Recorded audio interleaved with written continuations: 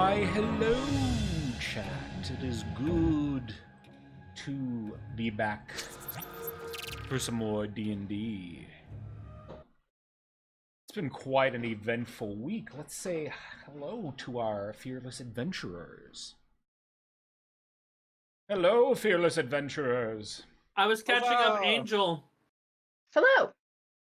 Angel was eating up that Dimitri is back. Let's go. Hello. Let's go. Nick, did you catch what I said earlier? I did not hear what you said earlier. Oh, okay. Sorry to interrupt. I was just telling them I have to leave a little early because I have a photo shoot tonight at 8, and I also have the migraine from hell. So if I'm quiet, it's not because I hate you. It's just because my head hurts. No problem. Well, we will gladly take whatever you can give us. Yeah. I wanted to let you know. First things first, everybody give a warm well, everyone I hope has their drink of choice in front of them and give them a nice raise for the newly married happy couple. Nakura and Koi got married this week. Yay! It was a high deception check on my end. It was kind of funny to see Trez's mind get blown. I was lied to. I was told they were already married. It happens. No, okay, so I'm gonna tell you something. Nakura originally, I don't know, what was it? I think like before we were even engaged, Nakura was jokingly calling me wife. And I was just like, oh, okay, I'm not upset. It's stuck. I do that And to now my fiance. And now it's Thank stuck. you. Well, I will be sure to punish you Get his severely revenge. for this deception. But no, I'm very happy for you both. Glad you guys had glad and impressed you guys had such an efficient honeymoon, able to come back. At least I think that was your honeymoon, unless that was part of the destination wedding. Okay. And then back in time for D&D this weekend. It didn't even feel like Friday today. We were just lazing about for most of the day, and we were like, it's Friday. We have game tonight. Whoa. Yeah. We were very excited. And, of course, more round of applause for our beloved Angel/She being back. Hello. Hiatus. They, unfortunately for us, had a concert that had rehearsals during our playtime. And, of course, real life does trump fantasy life, unfortunately. But now they're back and ready to game. And I've got some special things in store for She today. Should the moment arise. Let's see. Anything else exciting happened to people this week? Yeah, I'm singing in the Final Fantasy 14 Aeors and Symphony on Sunday. Oh, that's fucking tight. That's so fun. Yeah, it's gonna be really cool. It's really kind of difficult though because they handed us a part score instead of a full score. And singers don't typically read off of part scores because they're awful for singers. It's nice to have some sort of pitch reference. Yeah. So it just has your part in like rests?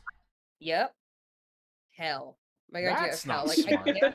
That's stupid. I can do that, but I've done studio sessions before, and they do that in studio sessions sometimes. Yeah. But it's not the preferred method for. Yeah, I wonder why. Singers. Maybe it might be a weird. It's probably a lot easier than making a piano vocal. Yeah, it probably is because they're also it's like with full orchestra. So, but yeah, that should be fun. It's gonna be exciting. That's Sunday. There's 2 concerts at the Virgin Hotel. They're sold out. They were sold out like months ago. Yeah, I bet. So that is fun. quite exciting. All right, Swippin, can you beat a concert, getting married, or coming back after a long break? I got sick as fuck. Oh shit! No. I'm sorry to laugh. I'm sorry to laugh. Oh no! Oh god, I walked into that. I'm only just getting over it too. If I sound phlegmy, it's because I'm at like 95%. Gotcha. Well, glad you're feeling better. Oh my god, my wife just put a plate of... This is so much food in front of me.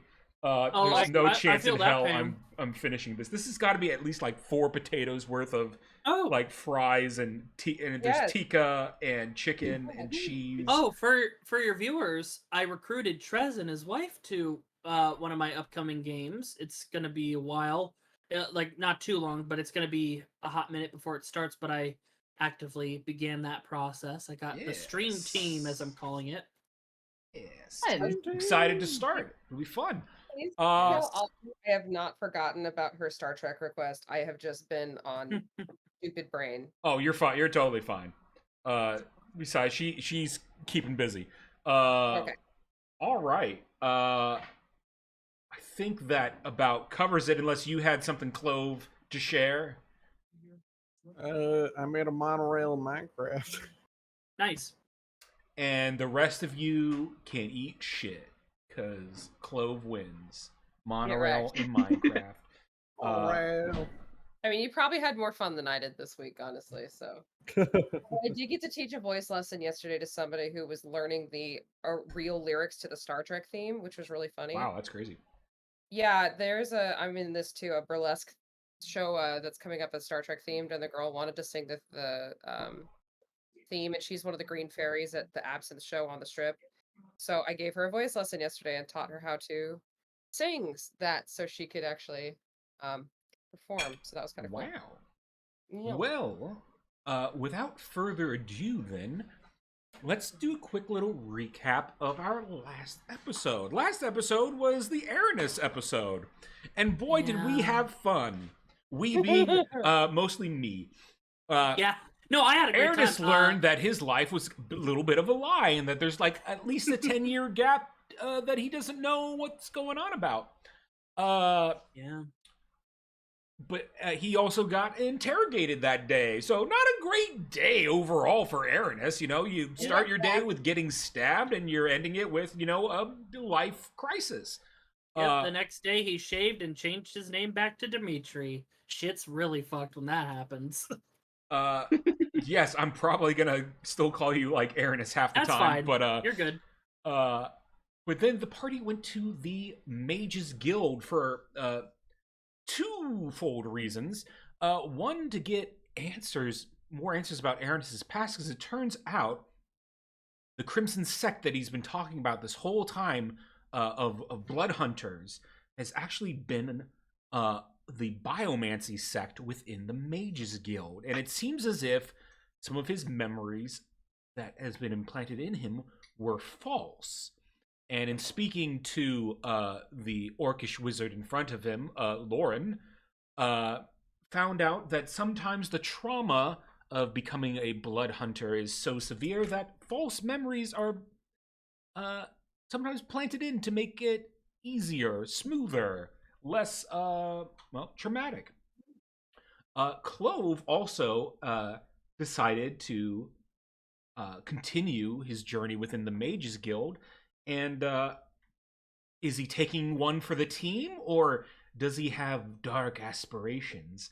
Decided to join the Crimson Sect and go down the path of biomancy within the Mages Guild. And as we ended our session, our beloved, well, not so beloved, more so infamous, purple-haired, purple-eyed drow named Chandra, responsible for not only Dimitri's past, but also potentially trapping Lysander Hamill, the town protector of Campion, his wife, in a crystal. And she has just appeared from behind these doors in the back. And now we're going to have some fun. Yep, I got my suspense music playing on my end. Let's go. Yes, suspense music. I have lots of that. Yeah. Oh wait, no, I wasn't using this for that. I was using. And yeah, Dimitri's just like. I was using something else for that. So let's get that going. I can no longer do music within the Yeah, the only thing you Discord can because really do it is seems screen like share. everything's just like poop now. So Yeah, What it can you do? happened. I figured it out on my end, but that's only because I have premium for the bot. Yeah, I ain't doing It's that. rough. Yeah. But yeah. Anyway, Chandra emerges from the back, and you all, well, you all recognize her. Let me put it that way. She's not, based on everything that you've heard about her, you know, sure, there's a possibility this could be someone else, but like that is unlikely given she is flanked by two tiefling blood hunters. So now for funsies, I'm gonna have Chandra roll a perception check. That's a pretty high roll. Stealth is pointless here, cries. There's also like no way to really stealth in front of a person. But Lauren told Dimitri that if he just acts natural, he'll be fine. Yeah, I can do the Chandra walks up, her entourage following or keeping an eye in the back to Lauren, and stands behind him and says, "Lauren, darling, were you able to procure those documents that I needed?" He says, "Oh, yes, yes, of course, Chandra." Ralph rummages around in his desk and hands a stack of papers to her. She says, "Thank you, dear." And as she looks with her perception, she sees first Clove, who appears to be joining the Crimson Sect. She says, "Why is this a new member of the guild joining the Crimson Sect?" Should I speak or? Of course. Well, she is looking directly at you. I am. Wonderful. It's not often we get young mages interested in biomancy, but I feel it's dreadfully important if we are to save ourselves as a society from this plague that is the miasma. And you wanted me to roll this in game. Do I know like more about what biomancy entails? Sure. Roll I don't know, me an Arcana check. other than what the name implies. Mhm. Oh, Stinky, I'm nervous in front of this woman. Sure. Even with a 12, you would know at its core, people have been interested in biomancy as a way to get around the amber crystal problem / issue of always needing protection from the miasma. Ideally, people could just walk as they used to around, without having any sort of protection like that on them from the miasma. They'd just be immune to the poison. And so the goal of biomancers, or those interested in this division of the Mages Guild, is to find not a cure for the miasma, but just a way to resist it, or be stronger against it, be able to last longer. They are very interested in not only as you heard from Lauren, who said that they were interested in tieflings and ASMR for their natural resistances, but they're also interested, but are harder to come by, druids and barbarians, because they have more of that natural resistance to miasma. Now, it's not a full resistance, they still need protection, but they're better at it than the normal everyday humanoid. Yes, if our society is ever to move further, there's obvious limitations in the form of the miasma, so it seems the most noble pursuit. It is indeed a noble pursuit. Well, I believe there are plenty of books here that would be good for you.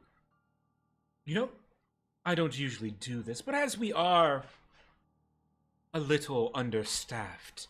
Roll me an insight check. Actually, everyone can roll me an insight check when she says that. Chloe gets a good. Oof. Ooh, 23. It's kind of fitting. Those of you who roll higher than a 12 would see her giving a quick side eye to Lauren, because as we know, Lauren used to be a part of the Crimson Sect before he decided to change paths. Yeah. She says, I'm going to give you a little bit of extra reading to do. It will expedite your rise within the guild, and hopefully mean that we get to work sooner. I see you have an adventuring party, which is good. Practical experience is always welcome. If you should find any strange creatures or humanoids even that seem to react in odd ways to the miasma, their essence or blood or what have you can prove very useful tools for pursuing the biomancy craft. And she sort of like waves her hand in the air, and you see behind her from the library books just begin to fly off the shelves and sort of then come and land on her hand, which she then holds out to you. Well, I'm a voracious reader, so I'm more than interested. Wonderful. As her spell ends, the full weight of the books sort of lands on you, and it's like, oof, they're solidly in your hand, so I'm not gonna make you roll to see if you drop them or not, but they are heavy. I'll move them to my back pouch. And those books are there's basically Biomancy 101. There's that book, which seems to be the most generic one. There's a book on creatures, races, and it's sort of like this sort of book seems to give you details about any common creature or humanoid, their basic anatomy and whatnot. Yeah, like a little bestiary. Yeah.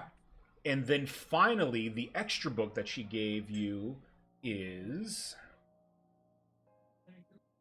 Blood and Magic. Ooh. And that's the one that's going to be the most interesting read for you. Because I can tell you, it's going to take you some time to finish this book.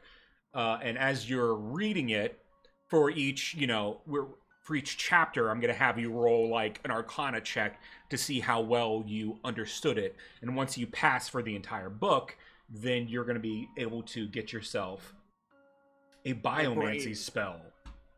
And since you guys have been so keen on collecting blood and samples from these strange creatures as you fight them, specifically the Demon Gator blood, you will have the option of creating a spell based upon the abilities of that Demon Gator.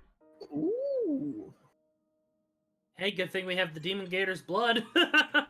Well, I'll sort of brightly smile, and I'm kind of trying to give off the air of a highly enthusiastic and perhaps very loyal student. As Chandra begins to look over the whole party, just as her eyes are about to turn to you, Dimitri, Lauren runs sort of interference and drops his cup on the floor, clattering around. A little bit of either water or wine, whatever he was sipping on as he drank, splashes on the hem of Chandra's cloak that she wears. Dimitri, I would like you to roll me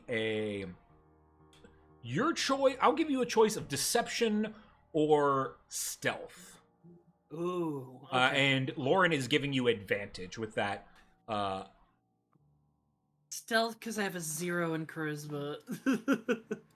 19. All right. Ooh, nice. I just slightly turn around as if conversing with Mhm. Clove, or otherwise maybe even picking up one of those books and taking a sift through it. Like, to Okay. pretend I'm like checking it out. I'm going to have Chandra roll insight. Insight for this. She gets a +4 to this roll. So she needs a 15 or higher to meet or beat your roll. Okay. Natural 20. Damn. That is what we call rough. She does not even blink when the cup falls, and Lauren's like, excuse me, pardon me, Lady Chandra, Mistress Chandra, let me get. She's like, well, what do we have here? Aranis, I believe. It's been quite some time. I thought you had passed away many years ago. Ooh, I gotta She power is. move. You can see that she is looking you up and down. Like you can see her mind going like a mile a minute. Oh, you two know each other? Aranis looks at because Clove, I imagine you're looking at Aranis, and Aranis, Dimitri, while he turns, he's gonna look at everyone and like as if to go along with this, and especially Clove. I'm terribly sorry, ma'am. My name is Dimitri. You must be mistaken. I don't know that name at all. I want everyone to roll me. Everyone's gonna roll me a deception check. The DC for everyone, except for, this is everyone but Dimitri who's rolling this. The DC for everyone is 10. This is so that you don't get disadvantage on on the deception check I'm about to have you roll, Dimitri. Marlo got a 4 though, so I'm giving you disadvantage on that deception roll. Would that's only Gel. Okay, I mean that's Emma only. got 22. So is that a group check? Well, best 3 out of 4. I'm just checking if because only one person failed, maybe just a straight roll. Given disadvantage. Because she got a nat 20, I'm making it difficult for you now. Okay. I'm giving you some outs with this that I'm not saying she automatically knows that you're fucking with her, but I'm not gonna make it easy with you at this point. 5, because I have a 0 and it is not a skill I am proficient in. All right. She roll a 20. She could roll a 1. Not as layered, not as intensely in. She will say, Dimitri, then, of course, my apologies. Perhaps I was mistaken. Although, doesn't your father own the Allcrest Manor? It's not too far away from here, I believe. Not that I'm aware of. Last I knew, these individuals found me in Campion. I traveled with them. I have no memory of my previous life. Just my name, Dimitri. It's gonna keep going with the bit. I'm gonna try to do like a little bit of a separate lie in that, even if you're a doctor, you're pushing. No, even if she is sus on Dimitri, I wanna give the air that this is ringing no bells for Clove. Clove has no idea that these two figures are connected at all. Like maybe this is just a sellsword. That they basically that I don't know any of the backstory. Oh, you two know each other? That's a quite a. Oh, I guess you don't. Lookalikes, maybe. Stranger things have happened. It must be a coincidence, then. However, if you happen to meet or know the gentleman who owns the Allcrest Manor, the guild is very interested in purchasing that property. and is willing to pay quite a handsome price. I've heard, unfortunately, the gentleman who lives there has been suffering lately due to some sort of mental fatigue. We, as the guild, could easily set him up with a proper caretaker in a maybe more hospitable location. The manor does appear to be rather run down at this point, and the guild is willing to pay a handsome price for the estate. Michiru will just blink, like, kind of blankly. Huh. Well, I wish you luck with that. Perhaps you did know who I once was, but that's not who I am anymore. Roll me a wisdom saving throw. Sure. I know she's trying to probably read my mind. Where's my wisdom? Oh yeah, my wisdom's standard. 4. No. You hear a voice in your head. Just making sure our connection's still strong, dear. You can say what you like out in the open, but I am no fool. Don't worry, I don't plan on bringing you back into my service, if that is a worry of yours. I find you as you are right now far more interesting. Be sure to help Little Clove on his journey to become a biomancer. I'm sure you could provide some great insight. In my head, I just say, don't worry. We'll deal with you. I enjoy the prospect of hunting you down. Give chase, play your games and schemes, woman. But in the end, we will both cut you down.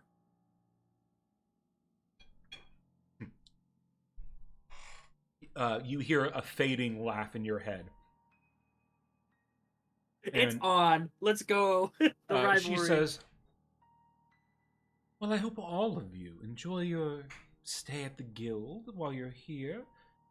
Now, I know that the guild discount for whatever purchases you make is usually 5%.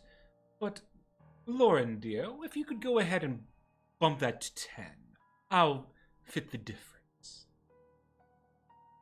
Pleasure to have you in the fold, Clove. Oh, Sorry, I mistook your friend for someone else. Oh, it happens. I did have a question. If this is me sort of entering the fold, what's my next goal in terms of what gets me the next rank up? Ever looking to excel? Start with those books I gave you. Once you've digested them and understood them, return here and we can begin your next steps. Your journey through the guild will be a little different from the others, as you seem to be primarily an adventurer, not an academic. Your journey will be more practical than academic. Everyone seems to think I'm an adventurer. She gestures to your adventuring party behind you. Yes, I'm a You're sort more of than scholar. welcome to, if you would like to stay here and study, you can do that. I merely assumed you'd be wanting to stay with your friends, or compatriots, at least. I'll consider it. But thank you for your such a generous loan of these books. I'll make sure they're in prime condition. Of course, and if you all would like to make an additional 10,000 gold, simply get the man to sell his estate. Sure, if we meet him, we'll be sure to ask. Wonderful. Well, I must get going. Thank you, Lauren, for these papers. I'm sure you have much to talk to them about. And she will, instead of walking back, she'll just like sort of turn into like mist and then appear in the back. and she and Wow, her a Misty Step? How extra. and then I just, just... walks through the door, closing it behind them. And this whole time, you now see Aranis, like, kind of unclenches his fists, and there has been a bit of fiery smoke that's produced and then that just dissipates. Lauren says, well, that could have gone a lot worse. She knows who I am, but she isn't inclined to do anything at this moment. That's good. Why is Yes, she I interested will in my say- father's estate? Well, to be honest, I don't know. She's been after it for a while, though. Perhaps there is something there that no one knows the value of. Perhaps. It's not unheard of. Although, it could be simply... The Tome Seekers have been buying up strange plots of land throughout the capital as well. So, this could be, a higher-up thing where the Tome Seekers are expanding, so we must expand to keep up, but, that doesn't explain why we need, your father's estate.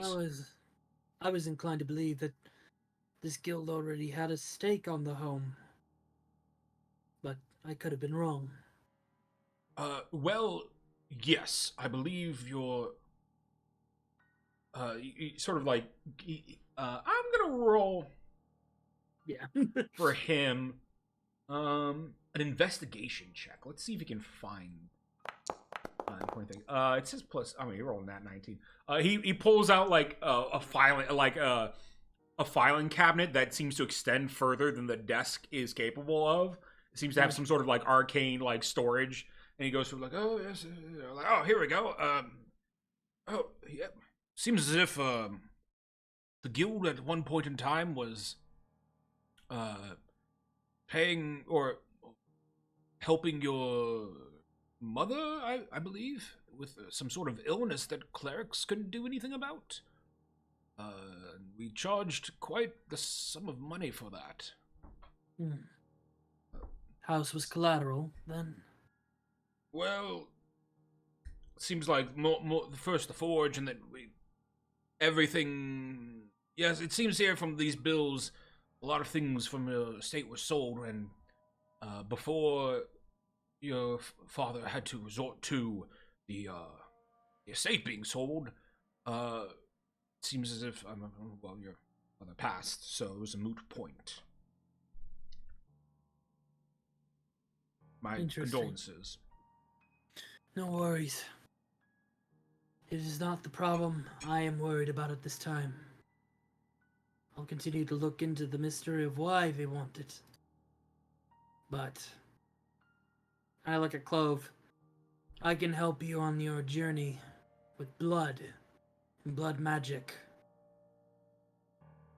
Dimitri, I know from the things I have done that atonement is not something I'm going to ask, or forgiveness is not something I'm going to ask you for, because I have done my fair share of horrible things.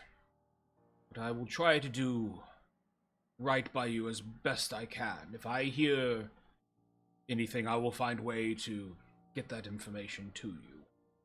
Precisely. Forgiveness is not a thing you deserve. You can be useful to me instead. That lets you sleep well at night. It's been quite some time since I slept well at night. Same here. And he would say, and then one more thing. Of course, if you... To my right and left, these doors are for public use, of course.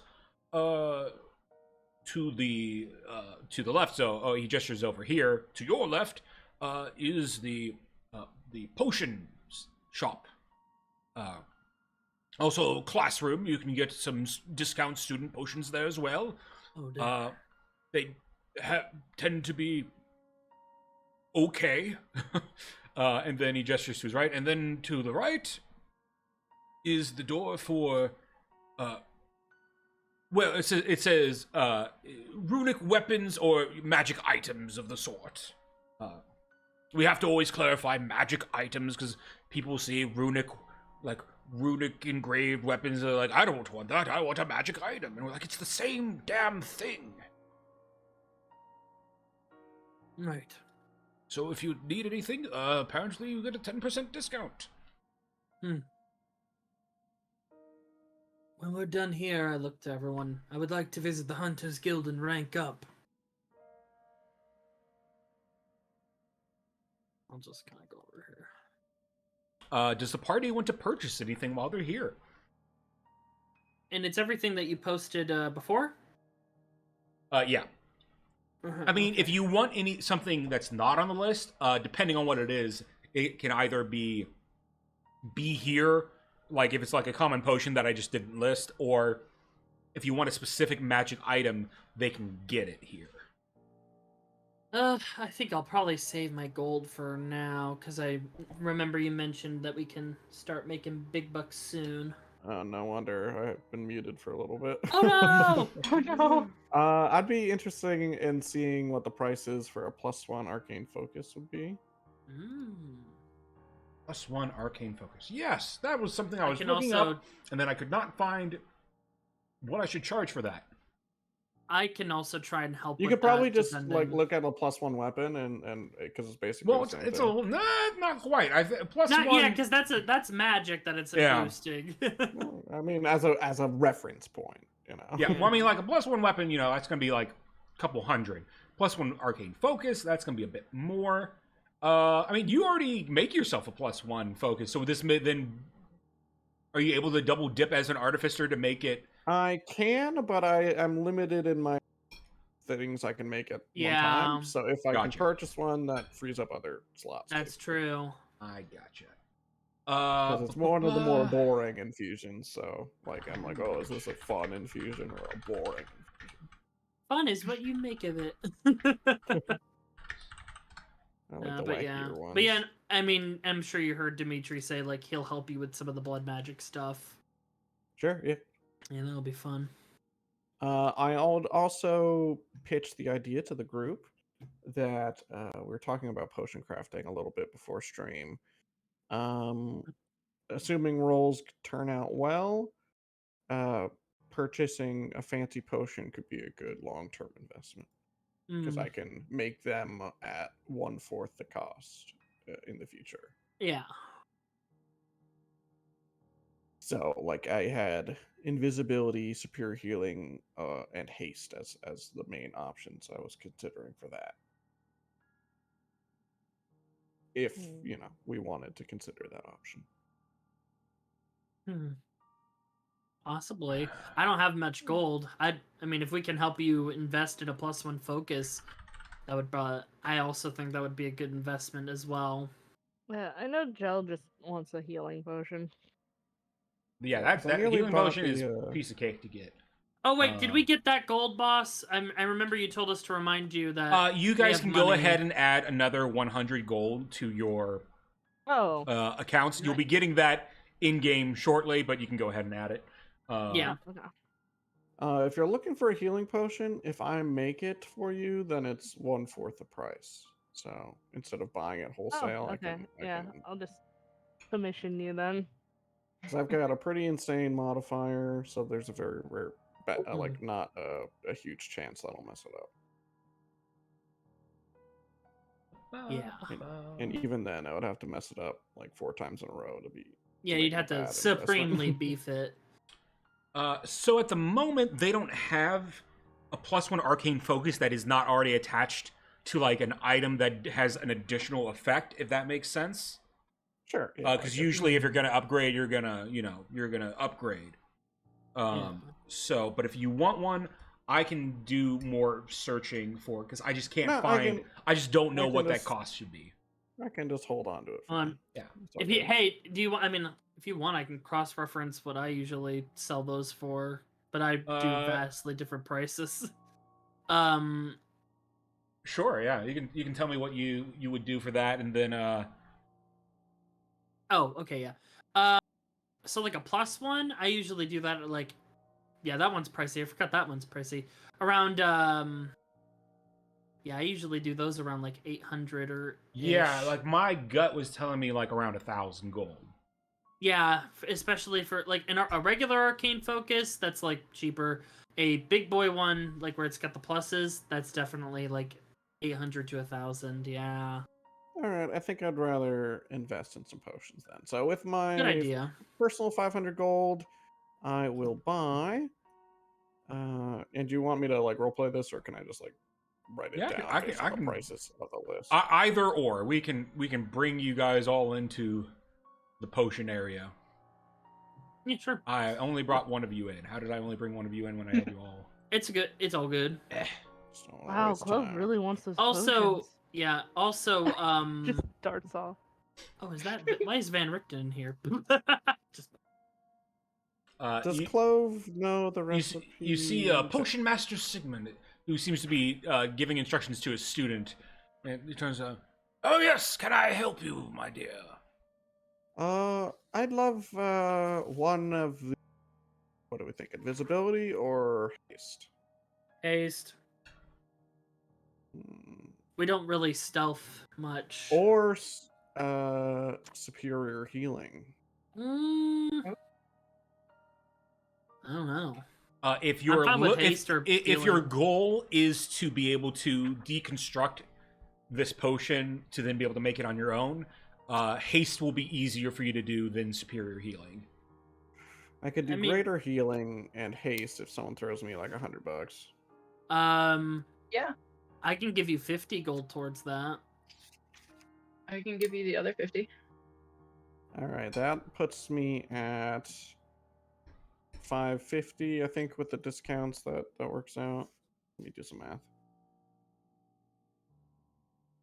So 600 minus 20%. Worth noting, as you progress within the Mages Guild, you're likely to get items like those +1 focuses as you get higher and higher within the guild, as sort of like a status sign. Oh, even better. So you could imagine quite easily Chadra being a master having already a +3 focus on her. All right, with your $100. So we kill Chadra and take her items. Yeah, go ahead, go for it. Yeah, so that math checks out. So I'm gonna spend $540 for those two potions. Man, you have more money than I do. I haven't spent literally anything this whole Well, yeah, session. that's so right, don't worry. because you were eyeing that staff, but you didn't like its secondaries. Yeah. So Alright. that is a potion of haste and a potion of greater healing that I'll buy, and I'll have $15 left over. Hey, Trez, how much is a +1 shield? I'm pretty sure it's high up there. just +1 double-checking. shield, yeah. That's. I mean, it's normal shield is like what 200-ish gold. That's gonna be like at least 2,000. Okay, gotcha. Just wanted to check. All right, make sure you guys mark off. What the if you gold again. any enchanting services if you have the item beforehand? Would that go down a bit? Barely. Gotcha. It'd go down like the item cost. So yeah, instead of like Makes sense. 2,000, it'd be like 18 or whatever. Okay. Just wanted to check. I'm probably gonna go into saving mode myself.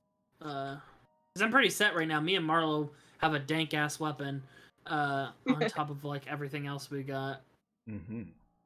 Which I don't have that in my sheet yet. I don't know if you do either, Marlo. Not yet, but I get the gist. It's a +1 weapon plus 3d6 damage against monstrosities. Yeah. Yes. It's a I don't believe I have not. Oh, actually, did I make that weapon? I might have already made that weapon. I'm just not giving it to anybody. Every morning we wake up and we toss it to each other like we do. Yeah, rock, because paper, like I scissors. think I haven't made it yet because you haven't told me like who's gonna like be the one to actually use it. I but- figured we would yeah. both have it in our character sheets, and then we would just say who has it that day. Yeah, I'll just give it to whoever when the time comes. Okay. Any magic item purchases or any student potions would you like to purchase? Student potions. I'm not risking 25 that. gold, 25% chance for them to fail. I mean, I'd love to buy like 2 of them, but I don't have the money anymore. Yeah, because I could imagine if we bought them Well, actually, that's a good question. Actually, if we on bought that them, point, could Clove like stabilize them after the fact? well, or what is I it was too going to late? say is on that point, if you would like to save some money, Clove, you could buy the student version of the potion, which would be much cheaper, but your DC for that Arcana check would just be higher. How much higher? Are we like talking about 20? Or... It'd be like so if you're sacrificing like a haste potion to learn how to make haste, your DC would probably be, I would say 15. For a student potion, it'd be like 20. Oh, hey. And you said those, like, how much would a student haste be? Like, money Student haste, like student potions are 25 because they have a 25% chance to fail. I'll just buy like 8 of those. Yeah, the math will check out. Worth noting that the student version of haste lasts 1 round. So all these student potions, not only do they have a chance to fail, but they also only work for 1 round. And unless if it's a we healing properly, potion, then it heals. Yeah, if we properly synthesized it, would it be possible for it to like last the original duration? No, because these are already like finished. That process would have to be done. Yeah, no, that totally makes sense. Question. I just want to clarify a point. Yes. So, say I bought the student haste. Yes. I do the check. I learn it. Do I learn the 1-round version, or do I learn the normal version of haste? You would learn the normal version of haste. Oh, yeah, that's a no-brainer. And I'll fix my math and I'll get back to you. Trez. Yes. I am proficient in alchemy supplies. I have them as well. Would it be possible for me to also like say I'm interested in that stone potion where it takes like a little bit of damage off me? If I were to also go through a similar process to Clove where I try and study it, figure out how it works, would I be able to do similar processes and the like as well?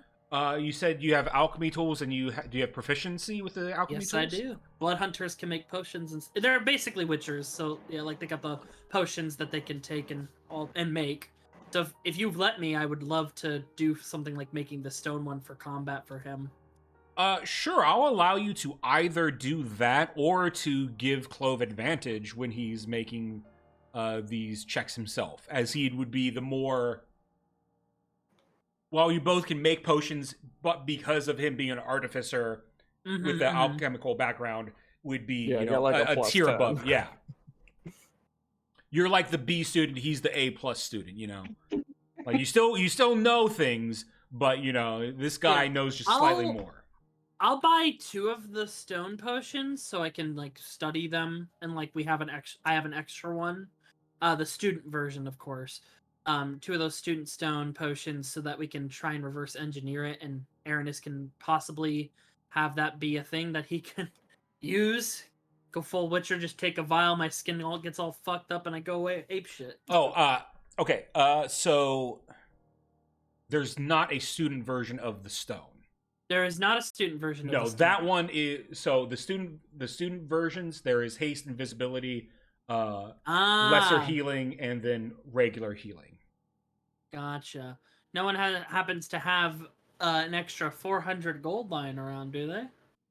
I mean, I'm gonna have more when I do this math here. And keep in mind, learning to make this potion sacrifices the potion. So if you don't make the roll, you're just out 500 gold. That's probably where I would give him the advantage, and then, if possible, he could give me the recipe for the future of creating it. Yeah, that potion is going to be a higher DC. Like, also, I would definitely give you Bard against Foe. Yeah. All right, I did some math. 3, 3, 6, 8, 10 times. So I'm still gonna spend close to $500, but with 10 different student potions. Jesus Christ. Nice. Yeah. What? Just clearly mark down how much of each version you have. Yeah, I'll write it in the channel for now. I would say that there's no more than 3 of each type of student potion. So you could do like 3 haste, 3 invisibility, 3 regular, like one like lesser or something like that. Yeah, I'm actually just gonna do 1 lesser because I feel like lesser's kind of beneath us now. We got 2 healers too, so. Sure. And I'm still gonna buy the greater heal. Mhm. All right. And then always make sure to delineate that they are student potions because they have that 25% chance to fail. Yep. Because that Right, also you can move means on from 25% chance for you not to learn jack shit from it. Yeah. So you can move on from potion stuff. For Awesome. me, at least. Any magic item purchases at this time? Not this time, I think. I'm still No, thinking I'm about that good. stone if I got help, because if we could give Clove advantage, bardic inspiration, and otherwise like stuff like guidance, then I feel like that would be a possibility for him to. Well, you guys synthesize can that. always come back here before you leave to go back to Campion. Mm-hmm. So it doesn't seem like any magic items at this point in time. No. Yeah. So Nah. what I'm gonna do from here is I'm gonna roll, and we're gonna see whose character gets the lead and where we go next. The only two Okay. people who are disqualified from this at this point is Aranis, of course, because we've just had the Aranis arc, and Koi, for reasons I can't get into. But your sort of God. thing is a little bit similar to She's anyway, in that you seem to be more interested in the Shepherd's Guild, if that makes sense. So Also, if it's all right, can we just, if we can do like Aranis's like rank up behind the scenes, like I'm fine with that too. By the way, like, just go in. yeah, we do can paperwork. that's probably going to be a session later from today. Okay. I don't think that's a today thing, but Yeah, I was Yeah. just throwing out that we can just gloss over that at 20 point if you want to. yes. Let's see here. Well, since there's 4 of you, I'll go ahead and roll a d4. And we'll just go 1 Clove, 2 Oleandra, 3 Marlowe, 4 She.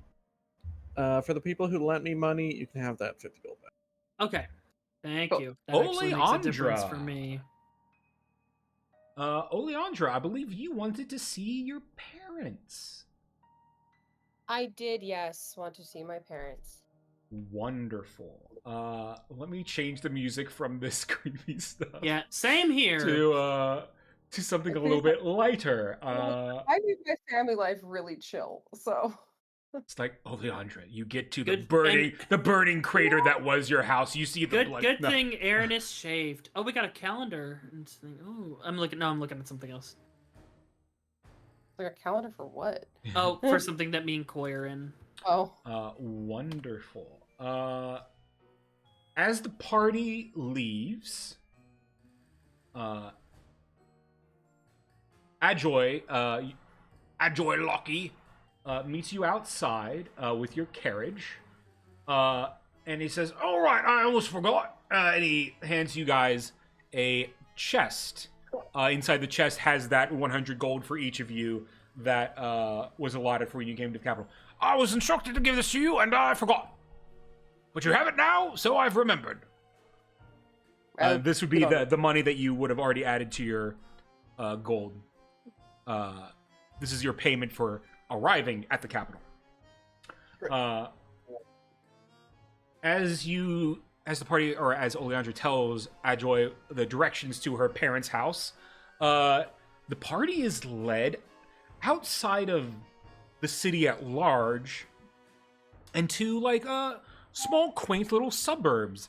It's a little. The houses are small but cute. There's some a little bit of trees. People are walking. They're like their dogs or their goblins or whatever animal they have. You don't know if the person walking a goblin was like that's their pet or if it's a kink thing. You don't know.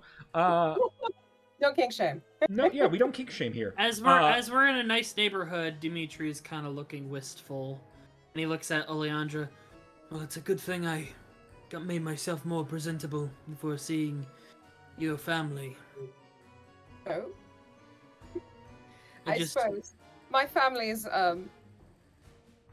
silly, but they're very chill. Honestly, You walk down the street, waving hi to some neighbors along the way, and Oleandra, you arrive at your small childhood home.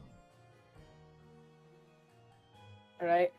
I look around. Is mom or dad in the garden or doing something visible, or is it just the house? Nope. Everything. Everyone seems to be inside if they are home at all. I'm gonna go up to the door and knock.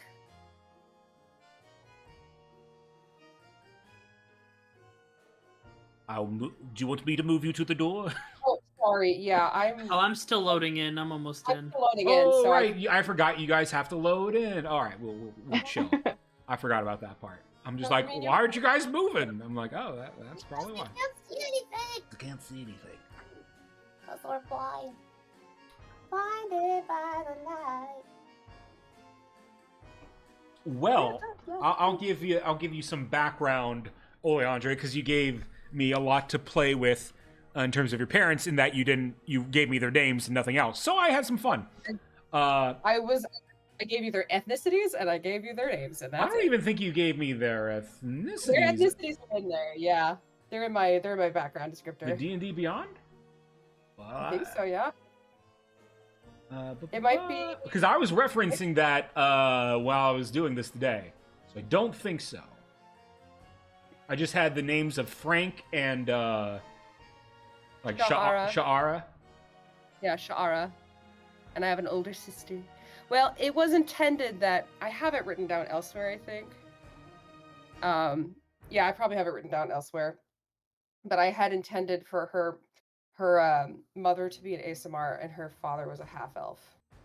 Oh, that's fine. I basically did. I had your father as a human, but him being a half elf, totally fine. That's not really going to change anything, unless I forget what if his character has visible human ears or not. Yeah, It's hard to tell. He'll just be a more rounded half elf. That's probably on me. My brain, I have one brain cell. I'm having to fold that bitch in half and rub it together to make it work. So It's totally fine. I think we're still waiting on a couple people to load in because I think it does I'm in. one I'm person redoing like it. at a time for some Yeah, I reason. had to Just refresh. got in. I always end up refreshing. So I'll give you the background of your family. Your father works for the Valley Times, the newspaper, one of the Oh, your local dad's a newspapers journalist, great. to the capital. Your mom was basically a stay-at-home mom, very loving, doted on both you and your sister. And as an ASMR, she definitely leaned more towards that celestial heritage more so than, human or elf or whatever, So when she moves, she almost like glides across the floor. And she doesn't always pick up on maybe more human-like subtleties, but not for a lack of trying. She desperately tries to, connect to her kids the best that she can, while your dad's out riding and doing his best to be a good father on his own. You remember being quite loved and brought in this family, and you have very fond memories of this place. Yeah, you know what I didn't want to do for this time of D&D? I did not want a tragic family backstory. I wanted to have a nice family. You didn't want your mom to be trapped in hell like in our offline game? You didn't want that? Didn't. No? All I right. didn't. Shocking. I know. As you knock on the door, a person, And I'm gonna- a familiar face opens it. Singing telegram from Campion. Daughter, you've come all this Hello. way. I have. I brought some friends too, if that's okay. You brought friends. I wasn't expecting you. Come on in. We Um, weren't sure where to get here.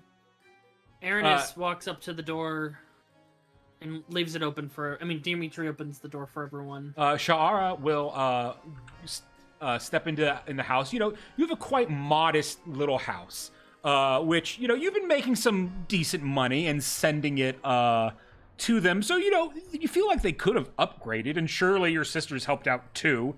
But they choose to still live here. However, Oleandra, I would like you to make me a perception check as you enter. Okay. Perception check. pretty mediocre. A 10 is sufficient for this. You see that sort of all throughout this main room here, you see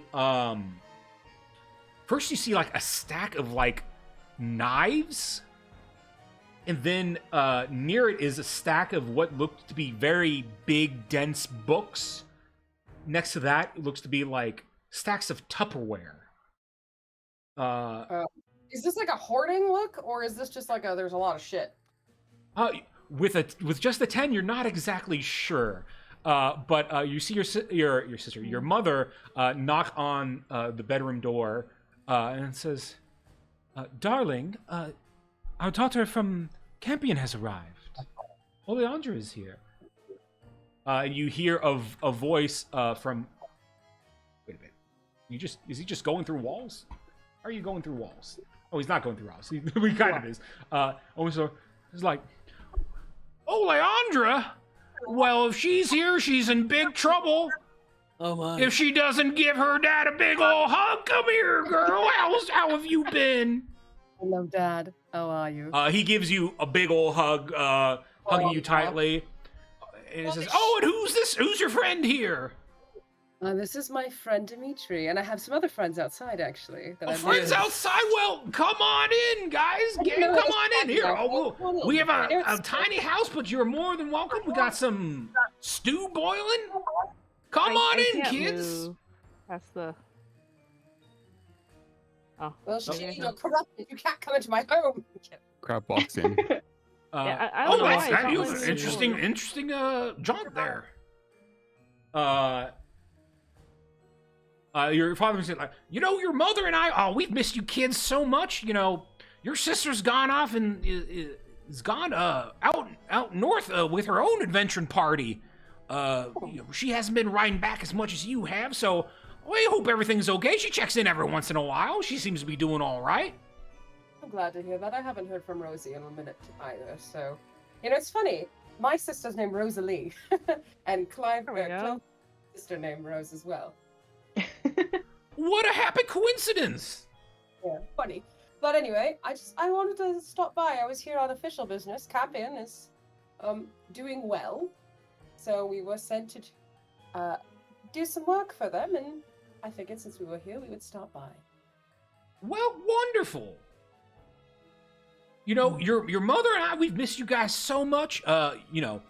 Your mother, helps me out as best she can with my writing, but we've when she writes, tends to turn into celestial script, and then inadvertently turns into something arcane and powerful. And well, the HOA Association has got on us about that, so we can't do that anymore. I did hear about Steel Tiger last time. That was an interesting incident. So she has been trying to get more familiar with what you do, Oleandra, in your Merchants Guild. Sha'ara will say, "Yes, I have met with as many smart people as I can to discuss ways in which one can procure wealth in a quick manner."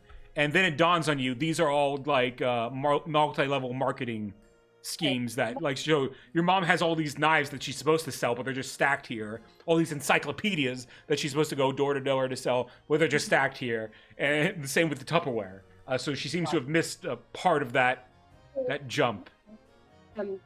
Is your mom this woman here, or is that your sister? Yeah, that's my mom. That is your mother, who is very young, looking for her age. ASMR, more, which also I'm pretty sure this is the temporary art you used at the beginning of our campaign. I think it was for her. Which is why I was like, oh, I'll just use that for your mother. Dimitri looks at her mother, and in Celestial will say, "You have a lovely home." She will sit back. "Oh, thank you. That is very kind of you to say. It is wonderful to have you and your friends here, and please enjoy your stay for as long as you want." And in common, she'll say, "I'm so glad that all of you are here." You get the impression that common is more of a second language to her than first. Like, she's much more comfortable speaking in the Celestial language. It's been some time since I've met other Celestials. Your daughter was the first ASMR I'd seen in quite a while.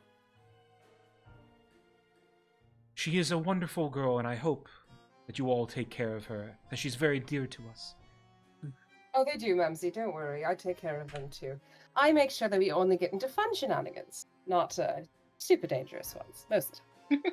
Well, you know, it's funny that you say that, because, you know, working at the Times, you know, I'm privy to some information that we get there, and, you know, I didn't work on the story, so I don't quite know the details, but there is like a story about down south, something happened that we, you know, I'm fully against, of course, all censorship of the press, but you know, when the emperor says you can't print this, you can't print it. Yes. Something happened with a florist or something like that. But You could say that, Dad. You could say that again. I can't exactly go into detail without potentially putting your life at risk, if that makes sense. Oh, well then, yeah, please don't, and I will. Well, you know, I don't usually go digging, so that's fine by me. Oh, I do remember. I was so excited to hear that Campion's getting a new mayor. That's so exciting. It's rather exciting. We're not sure who the new mayor is yet, I don't think, but we'll find out. Oh, soon. I was working on a story about her actually. Apparently, your new mayor is going to be Lady Insatra Donsinger. Does that name ring a bell to me? All of you can roll me a history check. This is going to be a high DC to get the juiciest bits. I would have no clue. I'm not going to bother. Yeah, I haven't been in society I'm in a hot rolling minute. ass today. Clove with a Clove with a apparently. 19. You don't recognize the name. But let's see here. You've heard of her in passing. Like, it's like the equivalent of, like, for us, you know, if someone said like a random senator's name in, like, in Washington D.C. that's not, you know, one of the prominent ones. It was like, yeah, I think I've heard of them, that they're, you know, a politician or whatever, but, you know, other than that, don't know much about them. You know, that sort of thing. I've heard that they come from a respectable family, at least. Maybe. Oh yeah, I'm yeah. not mixing that up, but Oh yes, Daddy. I would be very curious to know what your opinion is on this individual. Well, I've heard she can be quite the firecracker when she needs to be. But usually she has a very calm and calm and bristly persona, I guess. Also, how do you spell her name? I can link it. Thank you. That would be great. He'll tell you. Instarta. Okay. Insatra. Insatra. What was the last part? Blade. Dawnsinger. Dawnsinger. Beautiful. Thank you. Cool name. Yep. Yeah, Totally you not know, if evil. you guys are headed back to the capital, you know, in the next couple weeks here, chances are you'll be traveling with her. Most That is- likely. Rather the thought, I think. Mm-hmm. Well, that is exciting. Oh, I'm so glad you're doing well and keep with your friends. How are things with the guild going? Doing well. You know, Sebastian's a hysterical delight, as always. He's put us up in the most, how do I phrase Gaudy. it? Well, Gaudy's away, but I was going to say, entertaining lodgings. Oh, where does he have you set up? God, remind me of the name of the place. Again, Swiss cheese. You now know it's I have it. Luscious's Hotel, Brothel, and Tavern. You know Lucius's. He goes red in the face. I've maybe heard of it. Uh-huh. Yes, well, I suppose you would have in your career, but anyway, puppy, it's been an adventure. I have a word for him when I get back home, but it's been fine. Well, that is quite the place to be set up. Your mother looks to you and says, Daughter, it is very important for you to have sexual release. So, you know, if you need to partake while you're there, I strongly encourage. It is good for one's health. Oh, boy. Mother, And you roll me a charisma saving throw for embarrassment. I mean, like, it's mom. I know how she is, right? Hold on. I'm just trying to get this to scroll down to charisma real And I'll let quick. you decide whether or not you would have disadvantage or not. Is this saving throw or ability check? Saving throw. I probably would be fine because this is my mom. I'm used to her being weird. I'm fine. Yeah, you're fine. You keep a straight just- face. Everyone else kind of gets a little pinkish. I'm gonna giggle and go, "Oh, mother, I really do appreciate you. I'm so glad that I had a healthy life with you two." Of course. It's like, well, you know, I'm sure we didn't really talk that much about it. But maybe not with you, Papa. Aaron is Dimitri's just looking directly into the stew that is boiling. Oh, Aaron is. Stew. Darling, uncomfortable. I'm fine. This Does is my Aranis stew. require the talk of the birds, the bees, and the bugbear? No. No, Dimitri. I believe Dimitri is fine. I'm just teasing him, Mom. Oh yeah, she would have said Dimitri. I'm gonna. You're good. I'm gonna waffle back and forth. It's gonna be a while. Yeah. You're good. You're fine. No, he's fine, mother. But you know, you could teach a class on that. Perhaps, in fact, that would be better than You do realize these things you're acquiring. You have to sell them. Yes. Oh, is that what I'm supposed to do? Ah. Yes. If you would Very like, interesting.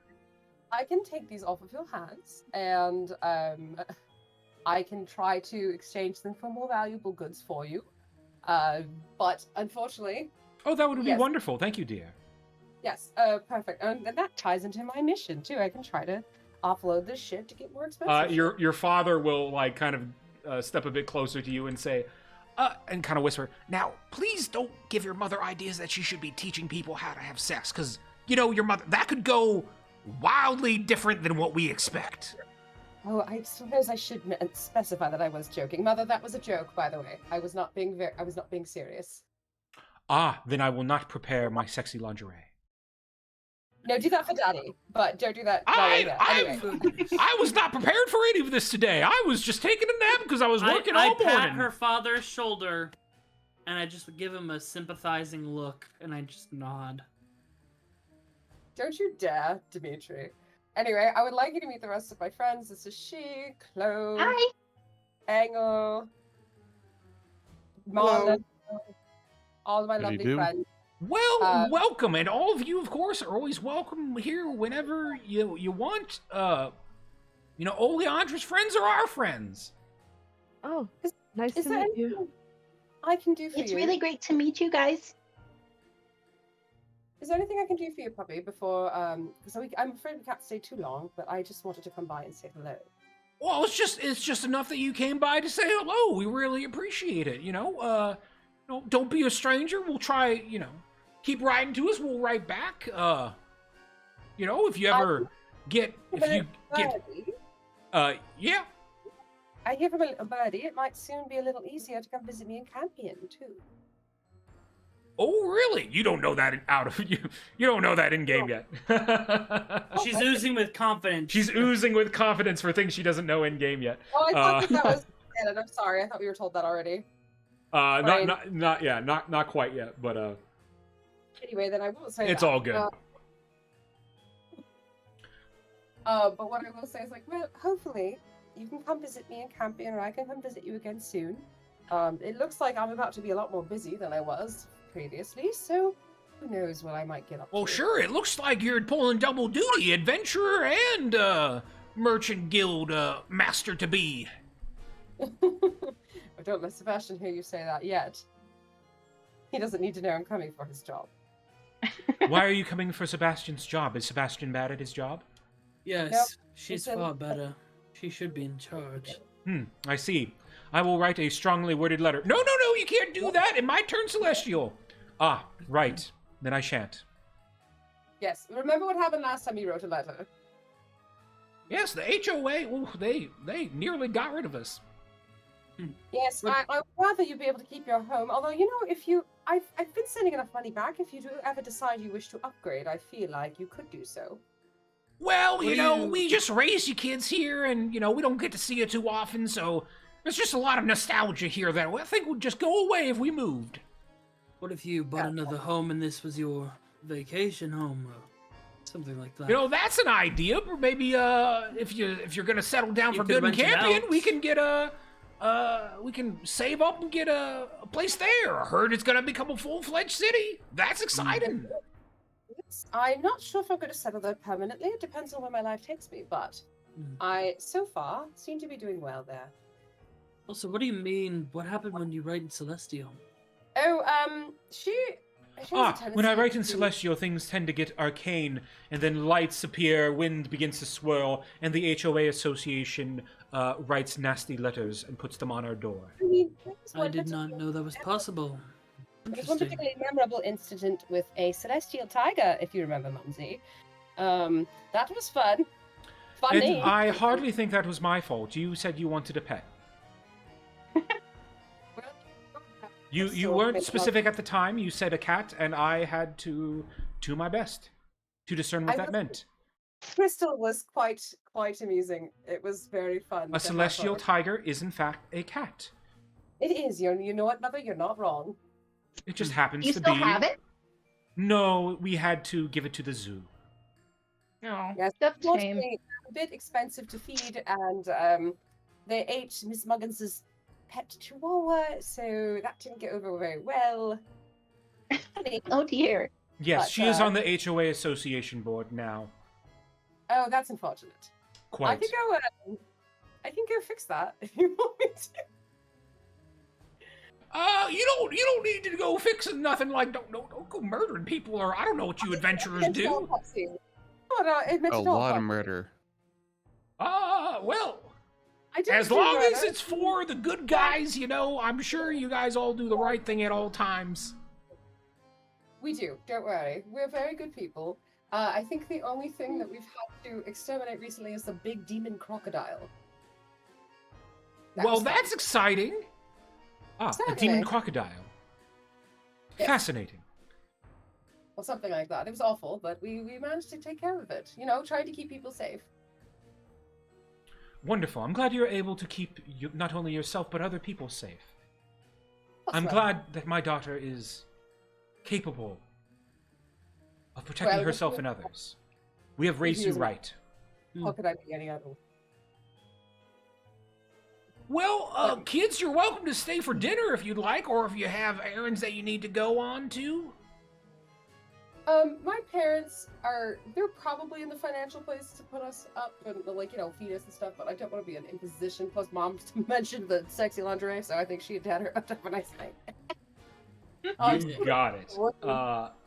From here, we're gonna transition to a Oleandra / Clove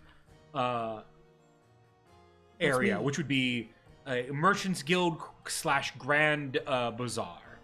However, as you guys leave Oh boy.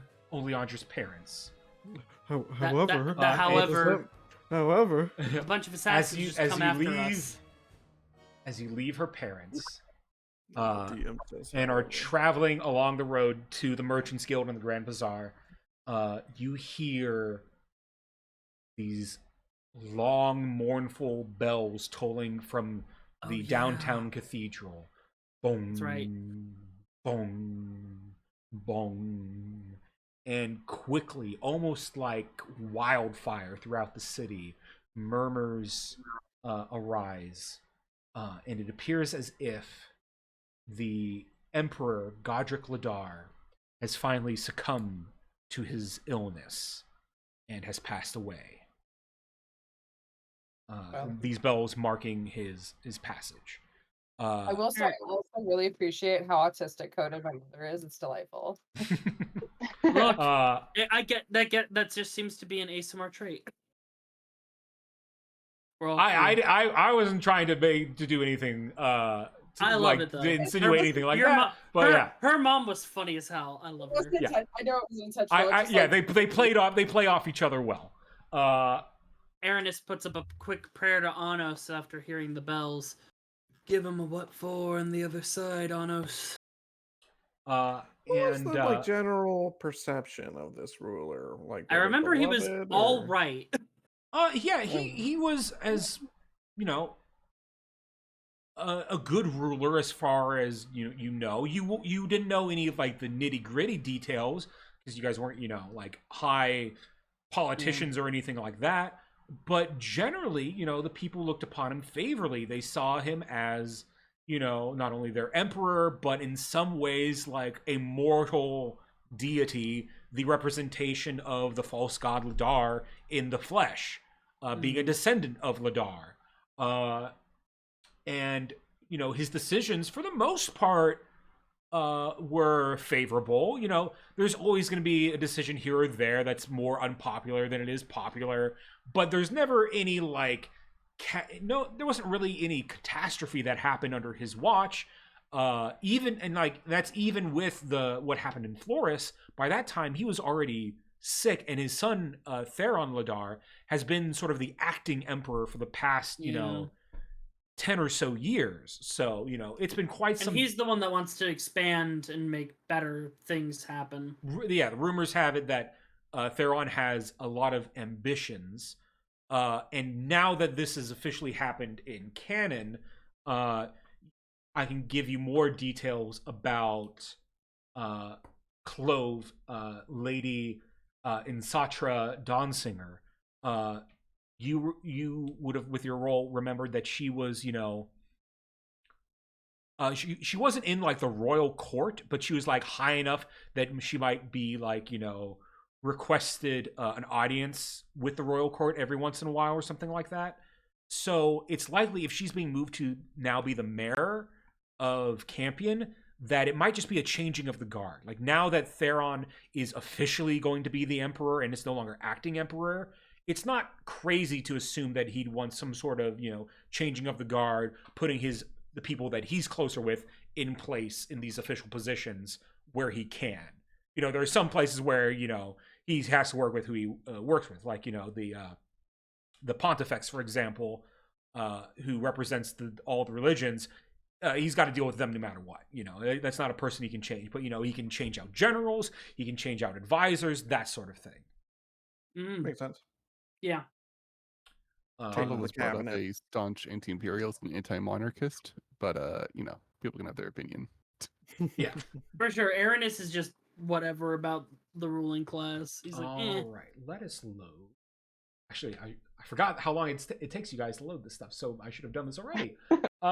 We load the... What? Where the fuck is boy. It?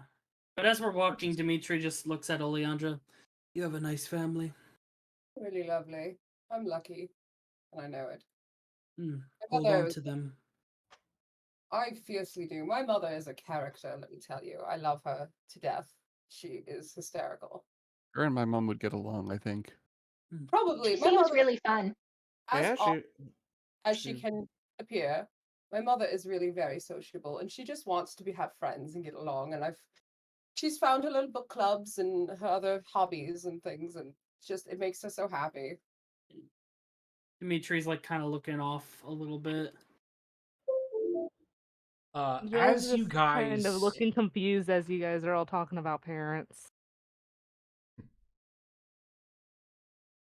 As you guys travel, this is like you're traveling back to the city center, but like just south of it, because the city center itself is like the palace. But this is like, if the palace didn't exist and the city was built around something, it'd be built around the Grand Bazaar and like the Merchants Guild here. This is a very this part of town is interesting because it's like almost like it's built upon like a park in a way. There's a lot of green space. A lot of the bazaar is like held outdoors. Where you guys are now is just at the tail end of the wet season. It's about to become the winter season. So but like the winters here are never that bad. It's like, winter here, a really cold day is going to be like maybe like 45 degrees, not that cold, So like winter, we're in Vegas, really. Yeah. And so when as you're traveling here, eventually at Georgia's, I was like, well, you guys are probably better off walking without me. There's too many people to get around. I can just wait here for you.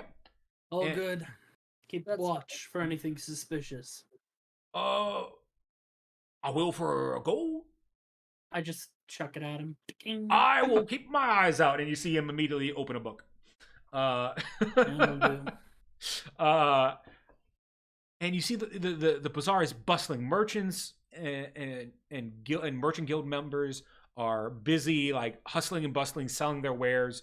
Tons of people in the town are looking at things to buy, whether it's produce, wood, textiles, you name it. You can find everything here that's not like nth degree magical item that you'd get in like the Mage's Guild. So anything you want to buy that's like non-magical or very, very slightly magical is would be here. And I believe everybody's gotten in. Yep, I'm loaded in. This is a very expensive part of town due to the green, all the greenery that's around. Usually, it's more cobblestone around everywhere, but here there's a lot more green. You can see there's some dirt patches because the bazaar is like always here. So just because people are always moving back and forth, they create like natural dirt paths where they like just kill the grass from like walking over it. But above you, that building there that you can kind of see into is the Merchants Guild. And just past the Merchants Guild, Clove, you know, is, or was rather, your parents' old house, which, based upon what I believe you already learned that your parents have sort of retired and gone out to the country. So that house would now be your older sister's house. Great. And for clarity, The one that this wants is to kill us. I mean, kill after she. they sort of stumbled upon wealth, right? Or made wealth. Yeah, your parents slowly made their way up within the Merchants Guild, and your sister sort of followed that path herself, and is in fact a high-ranking Merchant Guild leader. She deals with more of the produce side of things, so her expertise is in anything that comes from a farm or can be made from farm goods. And why don't you roll me a perception check to see if you can make her out in the crowd. I still need to explain to her why we're at Luscious's perception check. She probably knows Sebastian, so I'm sure she wouldn't be. With a 15, you see your sister walking down in between the aisles of the bazaar, taking notes, making sure the produce is up to code, things like that. Having brief conversations with the various people selling goods here. So if you want, we can just... would you rather go by yourself or bring the whole party with you? Well, I see my sister over there. Does anyone, want to meet her? Yeah, sure. Sure. Yeah, I think you'd get along with her pretty well. So, as she walks by, you catch sort of like the tail end of a conversation that she seems to be having. She says, "Oh yes, yes, Melville, make a note that we need to inspect the apple orchards. There seems to be some sort of parasitic infestation that's affecting some of the crops." It's like you hear the halfling gentleman who seems to be following her goes, "Oh yes, of course, Miss Rose. I'll do my best to get these notes. Oh, you see him like fumbling with papers. He's like carrying things while he's trying to write things down. So he's like holding a basket and trying to write a note like with his hands around the basket. Oh, these pens, they just keep breaking on me. Like, yes, well, just do your best, Melville. We'll get to it." And then she sees you. As I was walking over, I clicked my Yes. boots together, just as a reference. Okay, so you're like levitating a little bit. The spell is activated, but I'm still walking. If that makes sense. I'm concentrating on it, but I'm just kind of walking. I wasn't expecting you to come to the bazaar. I can spare a little bit of time. What is there anything that you need? Sorry, I'm very work brained right now. How are you? How have you been? I don't know. I feel a little lightheaded. Oh. I'll start to kind of just like lift off the ground like an inch or two. Whoa. Roll me a flat charisma check. This is Aaronus and face palms. she's gonna roll a charisma saving throw to see if she laughs. Because I want to make it look dramatic and silly. Do you have like prestidigitation or something like that to like add an effect? I do, yeah. Then sure, you can roll a charisma check with advantage, Clove. Why are you like this? Oh, 21. Ooh, 21. All right. We'll say your sister has, she is not a warrior. She's not a fighter. She's very much a merchant. We're gonna give her a +2 to this roll.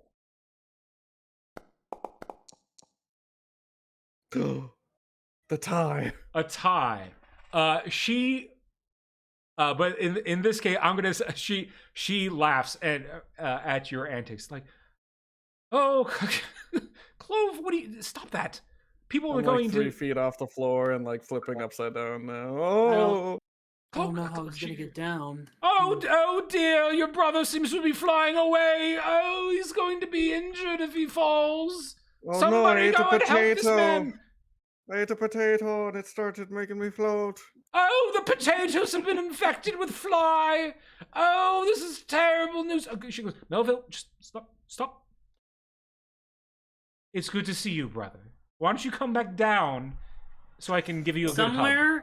Somewhere Lark is watching our group, trying to see if we're like the team. Lark that's is gonna be watching able to your help him group out, from like a and mile he's away like, and going like, these are the guys they couldn't fucking kill? They couldn't kill these yeah, schmucks? that's what I'm saying. He's like, this is the guys that These morons killed my assassins? What the fuck? They must have floated over the assassins. That was Yeah. the key. They could fly, though. The assassins could fly. The floating does nothing. Right, Your sister goes up to you and gives you a hug. Says, I'm sorry about how I acted the other day. I was short-staffed, and it was a long day, and I was tired, and my anger got the better of me. But I'm glad you came to see me sooner rather than later. Yeah, how's business? And I'll kind of land. Oh, business has been booming. I've taken over the job of both of our parents as just me. So I'm doing the job of 2 as 1. Oh, don't worry, you've got me to help and pick up all the slack I can. Yes, Melville is here too. I'm just here doing my best. I don't know how much I'm actually helping, but he like drops his sack and like a bunch of apples and a couple potatoes that he picked up after you said that the potatoes did it to you. Oh dear, I've dropped all my things again. I'll just have to be picking them up. Your sister just sort of like rubs the bridge of her nose and says, So I'm doing the work of 3, it seems. But yes, businesses as well. I'm basically in charge of all the quality control of all produce that comes in and out of the capital. Very busy. Every day, the Grand Bazaar, I accidentally became an adventurer. You didn't accidentally. You are. I was more forced into it, I suppose, than accidentally. But I was going, I didn't want to say anything, but you do look a little bit less baby-faced than I remember you being. You've leaned. You're a little more toned now than I remember you being. It's a good look for you. Astounded about the amount of walking we've been doing from place to place. We've been traveling for the past few months. Only feels like a few weeks. Oh my goodness! I also got traumatized several times. He died for just a second. He has I'm sorry. What? There. I'm sorry. What? Yeah, he died for a moment. Oh, I forgot about that. That. My brother died? How did he die? He was shot. Oh my god, he's been shot, he died! Oh, where's the gunman? Oh, there's your sister like clamps his mouth. There's not a gunman. This happened in the past. Shut up. But you're gonna cause a panic. If your farmers are having any trouble, we're always looking for coin, I guess.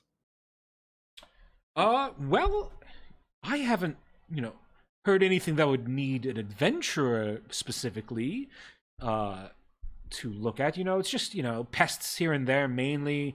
Every once in a while you'll get, some sort of virus going within the different whatever fruit or vegetable. There was a few years back where, all the asparagus just died. We couldn't get any asparagus, I remember that. That was really frustrating.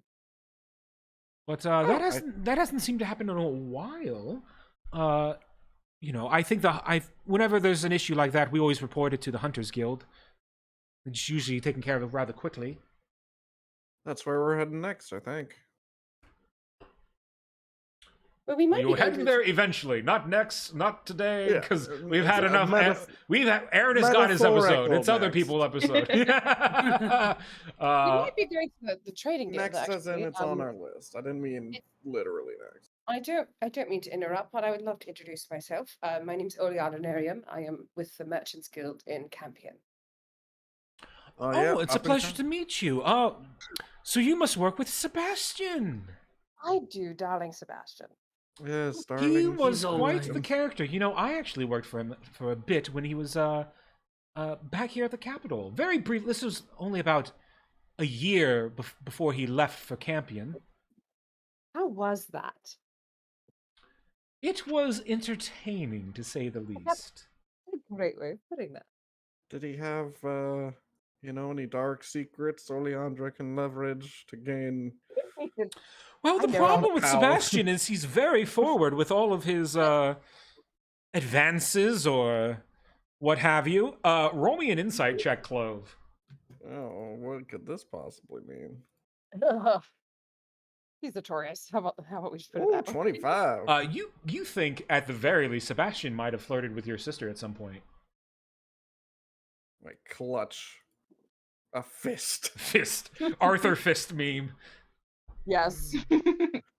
And He's a bit flirtatious on occasion. speaking of, any romance happening? It's been a few years. I've been, unfortunately, far too busy to even think of it. That's fair. Well, we didn't. Oh, did you know that our sister is an Inquisitor? Yes, we met. Just. Do you know what they're few months- calling her? They're calling her the Rose Inquisitor. Yes, was that My on name is purpose, Rose. or- No, her weapon is has a rose on its pommel or something like that. I don't know. I don't know this weapon stuff, but I do know my name is Rose. It's my identity. Why is she trying to be, two people at once? That's not exactly fair. Hey, you should just return the favor. Like, get your merchant guild title to be like the belle of the ball or something. I don't have the time. Oh, we could always name a new strain of apples a Bella apple. Great, Melville. Get right on that. Sounds perfect. Oh, all right, I'll go and do it. And he trips, falls, almost immediately starts picking up his things like, oh, I've skinned my knee. Oh, dear. Hobbles away. Oh boy. But, I have these in my... Oh, actually, they're probably moldy. It's been many months, so never mind. We're in town for a little bit. If you have anything that needs doing, or you just want to, grab a lunch, although you seem very busy. I sort of turn around. Do we have a title of our group? Should if we need to leave messages around? That is something you guys should think about. Sending stones would be a good idea. Because I'll give you guys a stupid fucking name that you'll hate, and it will stick. I can start thinking of some things. So yeah, you guys. Well, I guess for now you can just look for me. I can't imagine there's many other centaurs, but it's nice seeing you. All right, I'll pitch the ones I already have. Oleandra, I would like you to make me a perception check at this point. Okay. Perception. Please roll nice for once. Ooh. Hey, you gotta go, bitch. Nice. Okay. One So moment. perceptive. One Aggressive. moment, please. Turns out this is a changeling uh, disguised as my Oleandra, sister. you see a disgruntled-looking gentleman leave the Merchants Guild, hefting some well, with a nat 20, you see that they appear to be paintings of some kind. And you can't quite tell at this distance, but you remember the task given to you by your by Sebastian, and you decide, well, you have an extra 50 gold to spend to try and bring something back that's even more valuable. Art's a pretty good way to do it. Yeah. So you excuse yourself from the group as everyone's talking to Clove's sister, and you meet this city gentleman who's like, I put on all the charm. he's like, oh, I don't suppose you would want to buy some art? He shows like 3 pieces. The guild just blew me off. I could possibly be interested. Well, here shows you. He like sort of spreads them out. He has 3 pieces. One, the first piece is like a landscape painting of like a farmstead. You can see like crops, cows, a cowboy. Bucolic. Yeah. Another painting looks like it's an imagined painting of what one of the flying cities of ages past, before the Great Collapse, would have looked like. And then the last painting is a painting of a little kitty cat hanging from a wire. Oh. He's like, I'm just, I got these paintings, my grandfather was like an art person, and like these were bequeathed to me. I don't know anything about art. I'm just, he said they're valuable, but I don't need them. They just take up space. I'll sell you any one of them for 50 gold. Well, let me take a look at them really quickly. Can I use my merchant's eye and see if I can determine anything about them? Yes. Let me see. Do I get to keep that natural 20 perception check? I will. It's going to do some good work for you.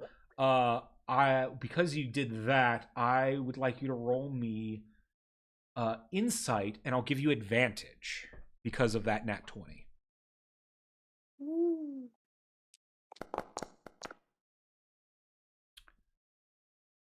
Let's see. With an 18, you know that the cat painting, that's basically like, a hang in there poster. That's not worth anything. It's a little bit of a toss-up between the landscape and the imagined city. With an 18,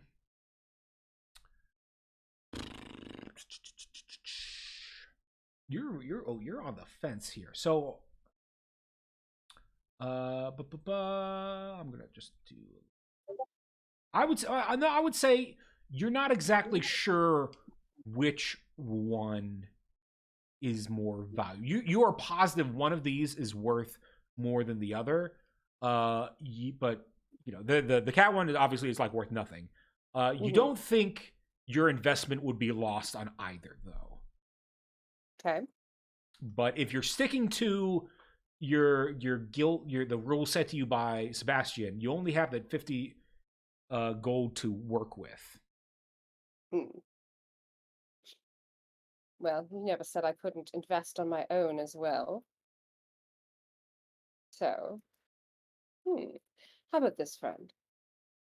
I will offer you 75 for 2 of them. Does that sound fair? Roll me a persuasion check. And I wink at him saucily.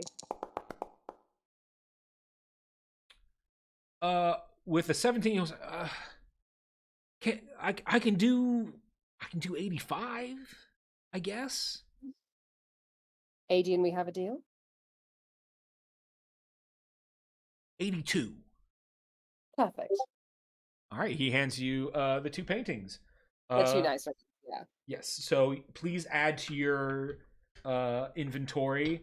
We'll call it farm painting and floating city painting. Okay. Okay, come here, you thing. I'm trying to get it to add, and it's being slow on. What? It keeps closing on me. On D&D Beyond. No worries. So Aaron I'm trying. is. I mean, sorry. Go ahead. No, I'm just bitching at my manage inventory button. That's being rude. Continue with whatever you're gonna say. Dimitri just goes up to Gel. You seem at unease here in the city, just like me. Everything okay? Huh? You look Oh. like you're at unease. A lot of people, a lot of things. Parents, that's a thing. Yeah. You guys have a lot going on. I'm just kind of watching. I apologize for earlier. And I understand the discomfort around large amounts of people. It's just a lot of talk I don't really seem to understand, so. While they're having this conversation, can I bring my paintings back to throw everything around my house to briefly chat with Clove's sister before we leave? Sure. I'm going to bring both paintings to Clove's sister. Be like, I have a question for you. Between these two, which one would you say is a better investment? She'll look at the paintings and be like, "Oh, I'm sorry, I really don't know anything besides produce. Like, you know, they're both nicely painted. It seems. You know, I'll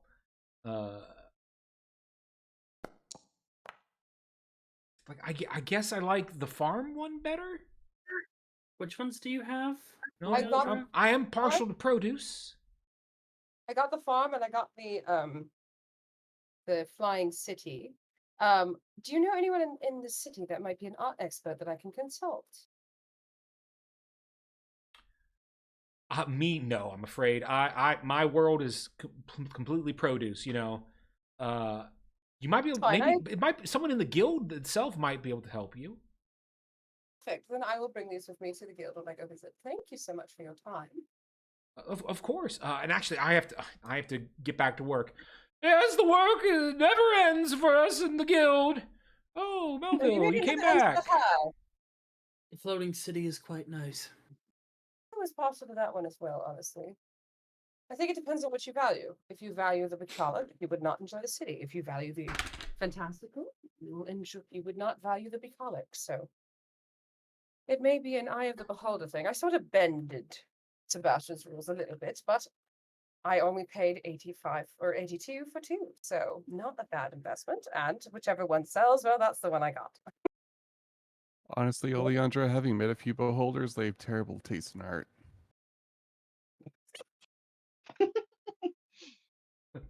I'm gonna roll a perception check for Melville. He gets a -2 to this. And Oleandra just cracks up. He doesn't hear shit. I've tripped over my shoes again. Can we just hire her someone? There has to be someone better than that, right? Let's just leave. Ugh. Well, do you mind if we stop by the Merchant's Guild since it's right there? No worries. This is right. It's right there. It's right there. I walk next to she and Leandra together. I will happily hang out with my best friend. You guys enter the Merchant's Guild. It is hustling and bustling. You see strange contraptions that look like they have discovered the technology of a cash register here. Hell yeah. Which is, you know, not the most useful, as, you know, we don't have paper bills here. They have gold coins, but it looks like as it opens, it almost creates like a void space where they can just chuck in money safely. You know, it's a bit busy, but eventually you can get your turn at the counter, and the person to your to the top says, "Ah, a fellow guild member. What can I do for you?" I was wondering if you might have any experts on arts and antiquities. I picked up some very interesting pieces of art recently and would love to have an expert opinion, evaluation, if you will. Oh yes. Roll me a history check first. Okay. See if you recognize this person. Maybe. You're not exactly sure who they are. But the person says, let me see, an art expert within the city of, I personally do not, I'm afraid. I would ask someone, perhaps, in the arts district. And you guys are technically staying within the arts district. So it's That's right. possible, perhaps even Luscious knows someone who can help you out. And then I will ask, is there anything that I can do on behalf of the guild while I'm here? I'm from Campion, and I'm here on official Oh, business. from Campion, how is dear Sebastian? Oh, he is as Sebastian as always, and if you know the man, you know what I'm talking about. Well, I should hope that I know him. I trained him after all. Ouch. Shit. So now you, with that information, you would know this is guild leader Luneros. And then I will say, guild leader Nuneris, you'll have to pardon me. It's been quite some journey. Not to worry, things are busy. But yes, I'm glad to hear Sebastian's doing well. It was such a shame that we lost him. Such a brilliant mind. He could have done wonders here at the capital. Yes, well, I think you know him. He must forge his own path. Yes, well, it was just so sudden that he left all those years ago. But he got what he wanted. He took a gamble on the small town, and now it's going to be a city, and he will be its guild leader. So, hats off to him. He could see things that even I couldn't. Or rather, taking risks that I wouldn't dare. Fair. However, guild leader, you have an what's the word? An unreproachable position here as well. So I just love math. that's a good thing very much. Yes. Taxes, investments, stocks. I love it all. I enjoy the thrill of the trade. So I understand. It is an enjoyable pursuit. And actually to describe the guild, this is almost like the Merchants Guild here, the Merchants Guild, acts as pseudo like mailroom. It acts as like a safe where you can store like priceless goods that you don't want, stolen. So it works like a bank in that way. It works literally like a bank as well. And you can also purchase like, exotic goods or even just regular, anything and everything that you need to purchase, that again is not a magic item, you can usually get here, and they handle taxes and all the wealth of all of the capital is like managed here. There are various underlings working behind Leros, who are bustling away helping other customers. But it is and this is just regular day of the week. It's just packed. The guilds here, and Lunera seems to be thriving. I'm sure Sebastian would be absolutely chuffed to know that you're doing well. Well, I hope so, and tell him that he is dearly missed. And if his, well, I don't foresee him coming to the capital anytime soon. But if he does, tell him to come say hi. He is awfully missed. I absolutely will, Guildmaster. It was a pleasure to see you. I really do appreciate your help today. Of course. Is there anything I can do on behalf of the guild whilst I'm here? Well, as you are a student of Sebastian, I think I would leave it to his discretion. Of course. Has he given you any sort of task to do? Yes, I think I've already achieved it with this acquisition of art. But he had asked me to find. He gave me 50 gold to invest, and told me to find something to invest in. And so I did. Yes, a classic Merchant Guild test. Well, I hope you have a discerning eye. Seems as if you've purchased some things that I turned away, so who knows? If we work speedily here. I don't have the time to analyze this art, so it could turn out I'm the fool and should have taken the time. Well, I'm sure if that's the case, Sebastian will gladly inform you of it. I hope so, and please do let me know. And I will. alrighty, from here, let's see who's gonna be next. That is gonna be That's me again. not you. It's going to be she. Let's go. Excellent. Nice. We got our angel arc. So she, since you've had the Gilded Hand, and you haven't really spoken much to your companions about this yet, but quite frequently in the night you will have dreams, visions, nightmares, whatever you want to call them. It's like reliving the trial of the soul, those visions that you saw of Ladar and Hoa.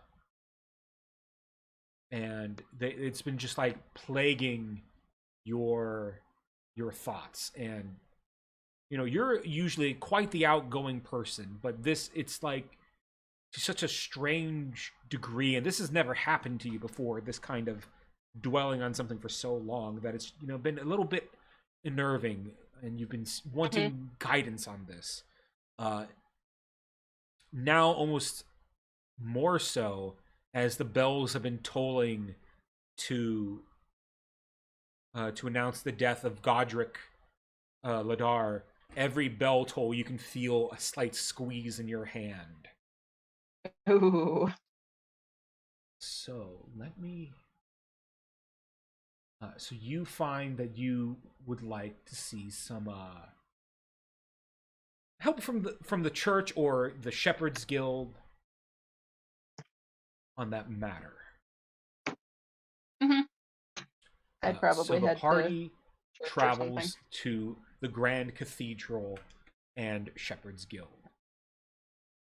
Being from the capital, Joe, you would have, Joe as well. It would be interested in visiting the Shepherd's Guild, being a shepherd herself. And we'll give you guys some time to load there. And as you guys make your way to the cathedral, pretty much, like, the bell has been tolling for like a good hour. Oh boy. So it, you know, to make sure everyone's very clear, like, you know, on what happened.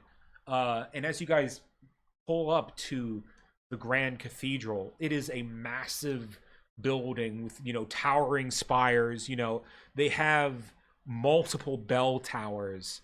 And like the one that's tolling is the grandest of them all.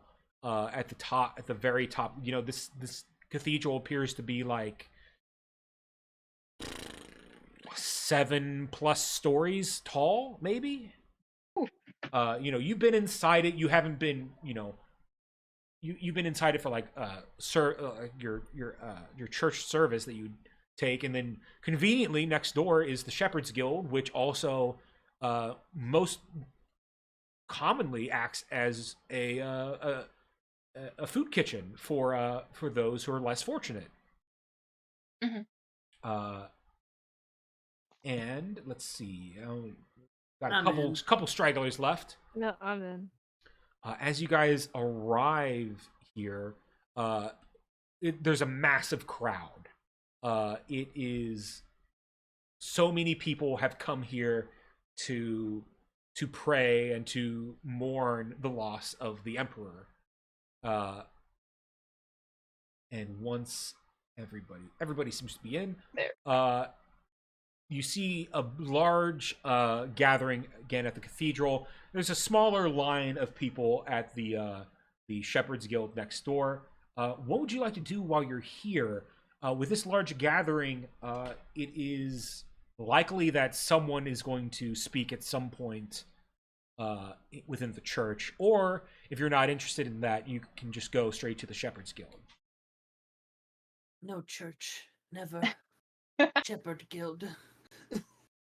She would probably suggest that they go to the church, but if somebody's like, no, absolutely not, then Aranis has got his fill of churches after we stole from one. Well, gee, you've been so quiet So lately. Aranis will stay outside. The rest of you can push your way in. Joe probably will just kind of look at people as we're walking into the church. Like and be this is "So an what impromptu. are we taking from this one?" God. Don't speak so loudly. This is more of an impromptu service, as you know. This is a special event. So the church, people are sitting down, but even the hallways that you're in are packed with people trying to get in. And you see a person standing at the front at the altar who's about to speak. Everyone who's inside, so everybody but Dimitri, can give me a history check to see if you know who this person is.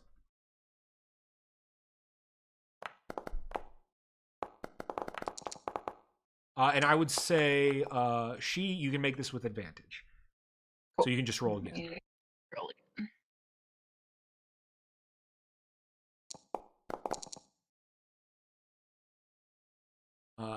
With the 17, and I should have said history or religion, but 17 is good enough. You would recognize this person as Grand Pontifex let me get his name right. Viquanor. Grand Pontifex Viquanor, and I can type that up for you guys. Thank you.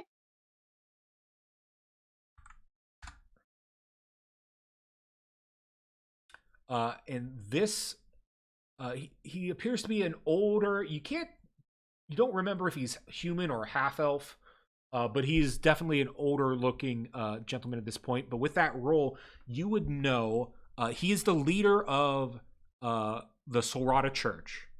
And in addition to that, because Solrata is the most prominent faith within all of Kano, he is also, by extension, an official member of the Royal Council. So he would be one of those few people who are of status that would actually have spoken at great length to the Emperor. And I would say with that role, you would know that while you might think that, with the Emperor's death, that perhaps the Grand Pontifex, as that sort of ranking divine member, would be there with the Emperor on his deathbed, to offer some final blessings. But because the Emperor, by tradition, is a descendant of Ladar, it's usually left to those who follow the false god Ladar, which is why he is here, able to give this little impromptu sermon speech, what have you. And you see a minor bit of spellcraft in order to magnify his voice. And he says, "Today is a day of mourning.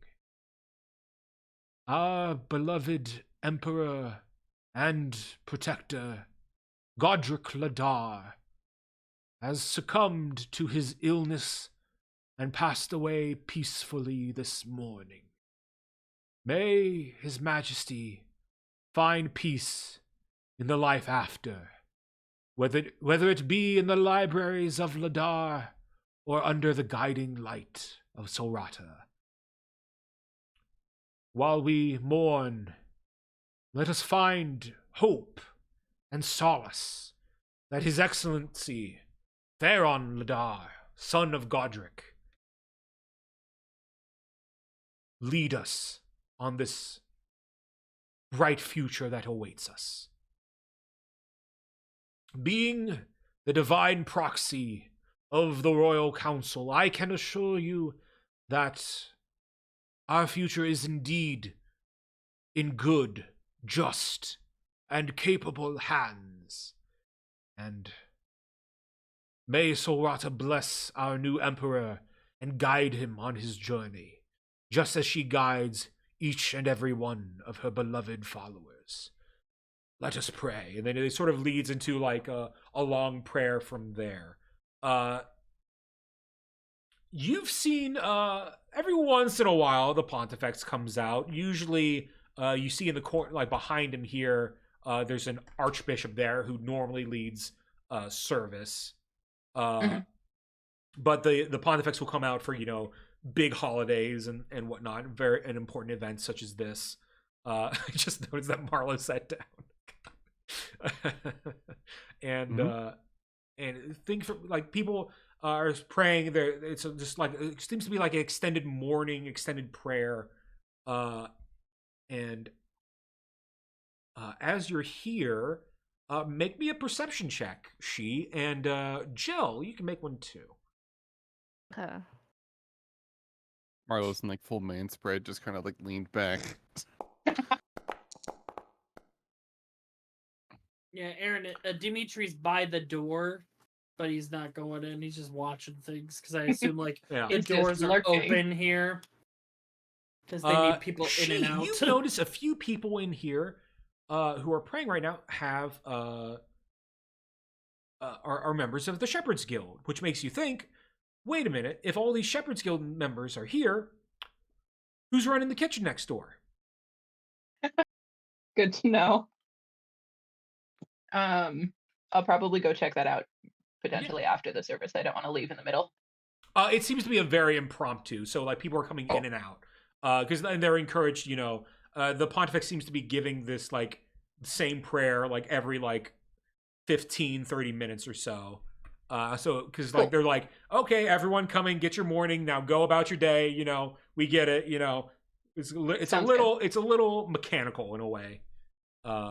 In that case, let's go check out the Shepherd's Guild. Sure thing.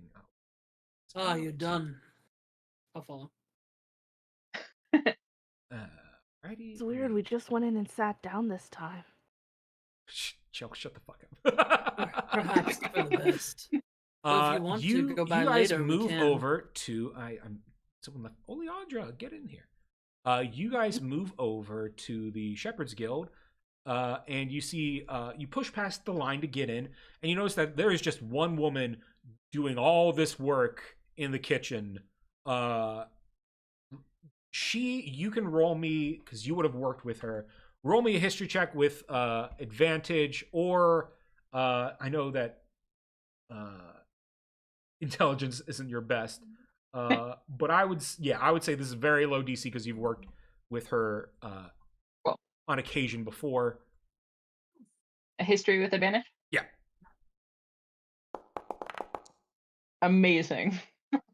Beautiful. DC was 5, so you've passed. Great. This is the shepherdess leader Katora. She is the leader of the shepherds.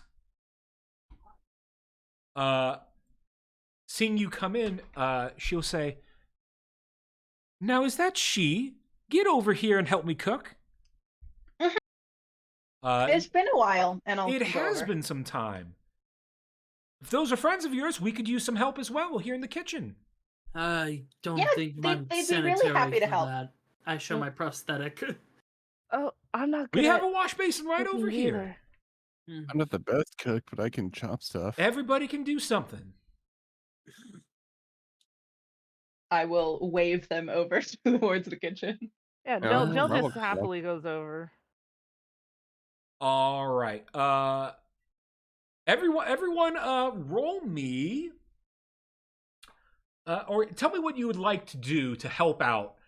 And it can be anything. It can be anything from like, you're gonna pass out plates to hungry people. You're gonna chop vegetables. You're gonna cook something. What would I'll you like chop to do? some meat. Sure. Roll me. Just a dexterity check. Sure thing. 4. He's not seasoned in the kitchen. It's all right. With a 4, you would have cut your finger, but it's prosthetic. Yeah, he just hits it and the knife gets chipped a little. It's like, it gets like, ooh, shoot. Like you hear the I'll fix that. Be careful now. We can't have our knives be dull. Yeah. Marlo, what are you gonna do? Marlo would be taking orders and serving, and he'd break out the astral arms if necessary to carry more plates. I would say, as that is in your wheelhouse, no role is necessary. Marlo's just in his element, being a server. Clove, what are you doing? Well, a big stock of what accent am I using? a big pot of stew is like a potion, right? Sure. Basically. Yeah, roll me. Roll me. It's just a D20 plus potion. proficiency. Yeah. Totally. Cool. Let's do the D20, and then I'll just add proficiency on top of that. You spice the stew just right. It is one of the best tasting stews they've had in quite some time. The shepherd leader looks at you like, sort of puts a spoon and tastes it, like, well, we could always use a cook like you in the kitchen. I cast lesser restoration on it, so it's really healthy. I think that's how magic works, right? Now I know my cooking's not that bad for you to fix it. No, it's not cure poison. Different spell. Jill, what are you gonna do? Joe would probably be more or less like if Marlo is taking the orders and then taking the plates out, Joe will probably be putting the food on the plates. So, all right, sure, yeah, you can do that, no problem, no check needed, simple enough. Oleandro, what are you gonna do?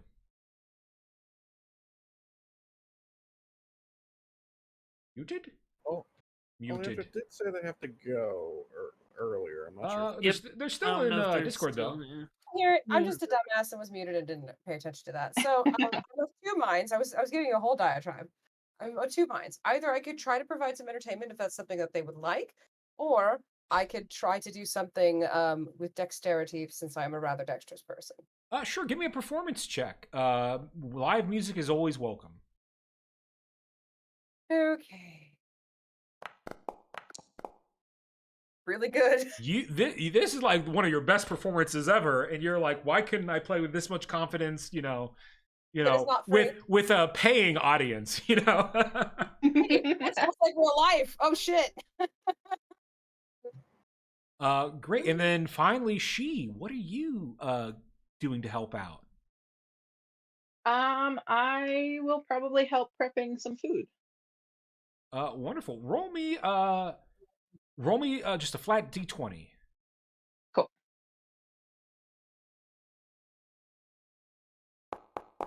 Amazing.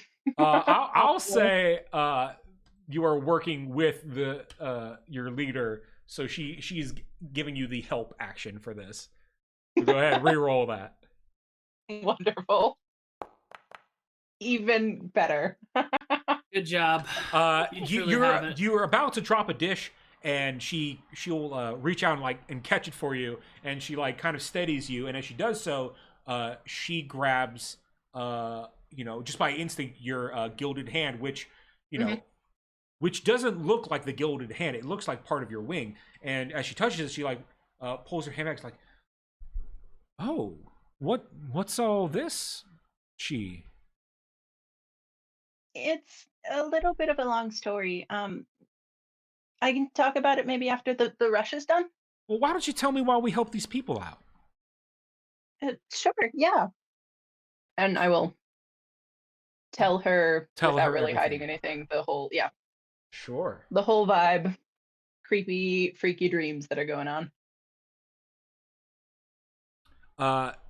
As you tell her everything, she will say to you, the gods are strange in many ways.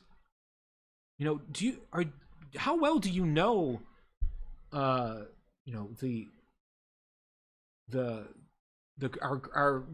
modern creation story? Do you know the story of how the gods were banished? Would I know that? Probably. You guys know-ish it. But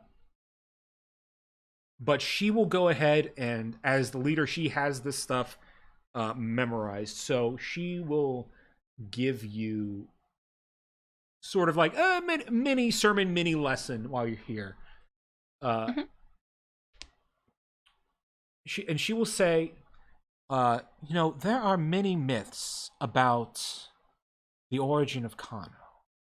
And in my studies, I've learned quite a few things. I know that not all of these myths are entirely accurate. I was taught as a young girl, the gods came down and blessed, the great land. But then there was a betrayal and forbidden knowledge spread throughout the land, and the gods left Kano never to return. But this is more generally what the populace is told in large, but it's not exactly true. From my studies, as I like to think of myself as a bit of a historian, Kano used to be a wasteland. Perhaps, you could argue much like it is today. And it was the goddess Hoa who was the first one to discover Kano. And through her power of the harvest, the desolate lands became ripe with vegetation. Life began to pour back into the world. And the people of Kano poured out their hearts to their goddess and savior Hoa. We are sort of taught that gods are omnipotent, infallible beings, but they have their own needs and desires as well. And gods need devotion. They need people to believe in them. That's how they give people their power and maintain their own. As other gods noticed the actions of Hoa, they began to make their own arrival within Kano, and that's when the Holy Wars began, as the gods fought for dominion over this land.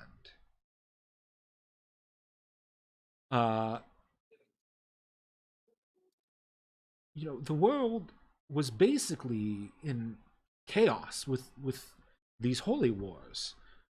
And that's when a powerful mage by the name of Ladar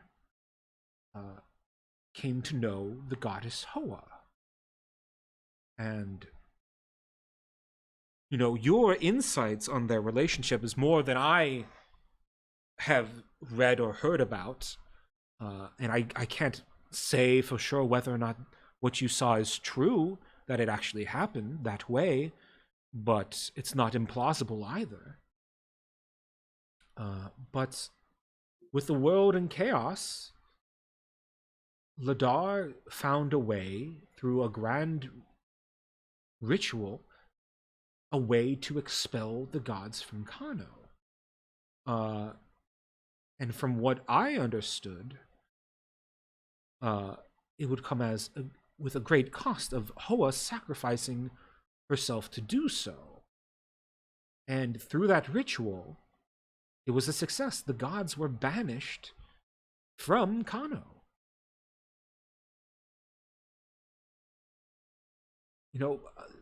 That's how the false god Ladar came to be. That's it.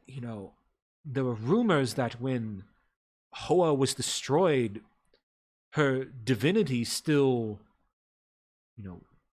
remained in some way, and it's, some said that Ladar himself got some of that divinity, and that's why we have our reign of emperors who are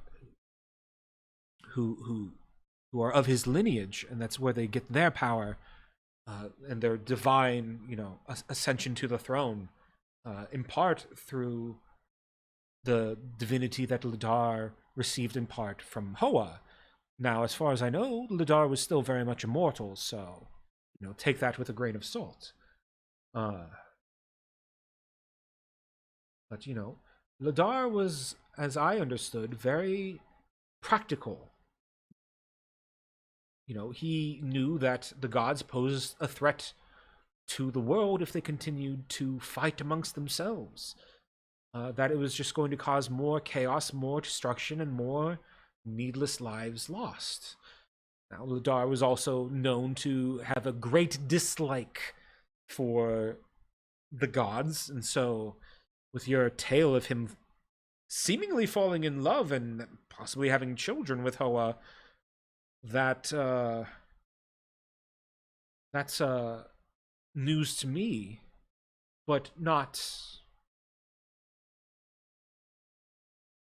out of the realm of possibility. Mm-hmm. And now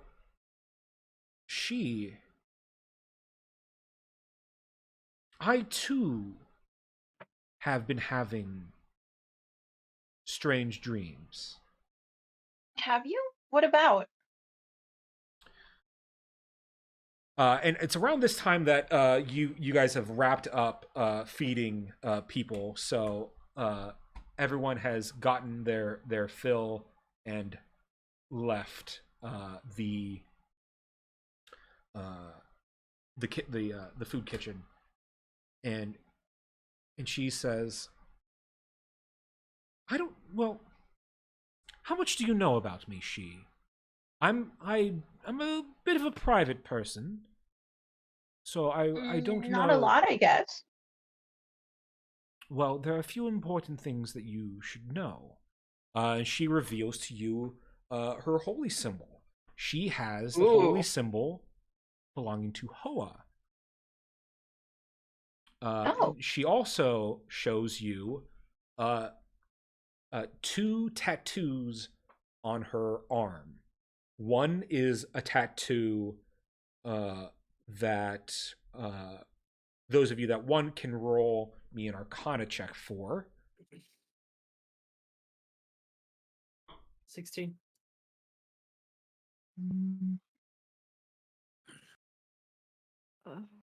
What's the guildmaster's name again?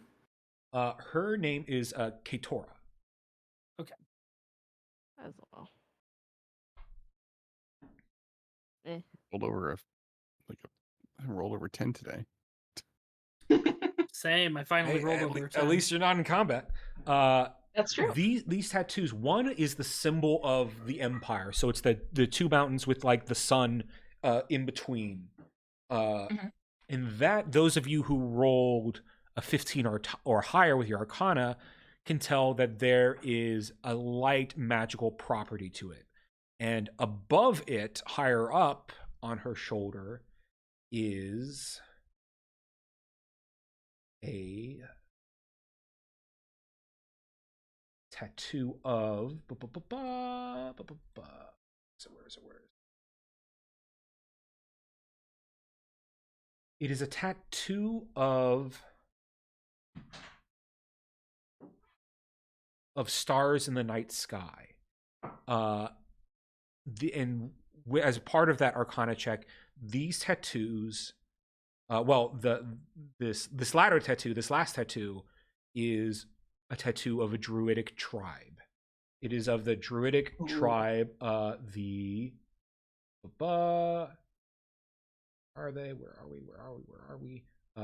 Troyman tribe, which is she will say, I am a part of the druidic Troyman tribe, the Circle of Dreams. Are you a druid? I am, although not really practicing. And this is known by, the higher ups. The reason why I am the guild leader of the shepherds is part of the deal that was made now we're zooming ahead in history by quite some bit. After the Great Collapse, my tribe was, in the view, she will say,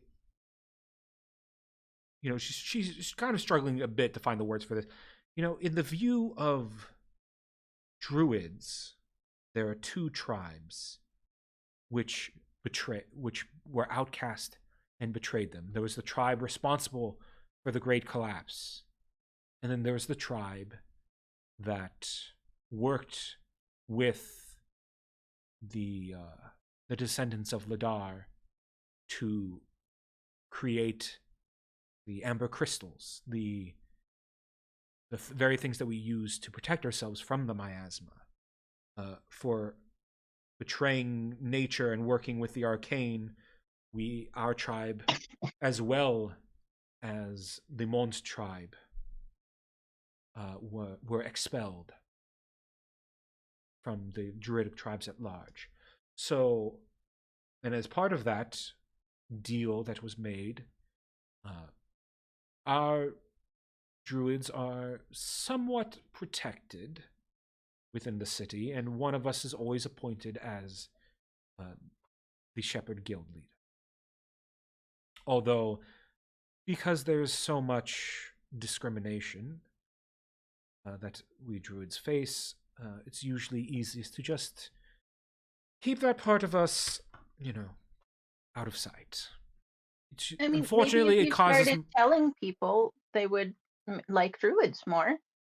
I mean, you're really nice, so. I hope that there comes a day that I feel comfortable doing that. But I've just seen too many Inquisitors get the wrong idea.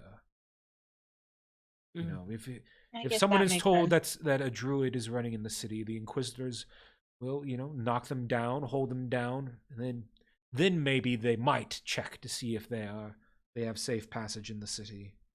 And if not, well, that's just the way, unfortunately, things are for us. But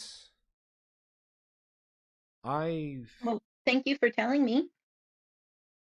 Well, I'm only telling you this because you've shared so much with me. And as a part of this, I've had dreams of a golden hand reaching out for me in a way that seemed it was asking for my help. So, and after this, I've reflected on this dream because it's been recurring.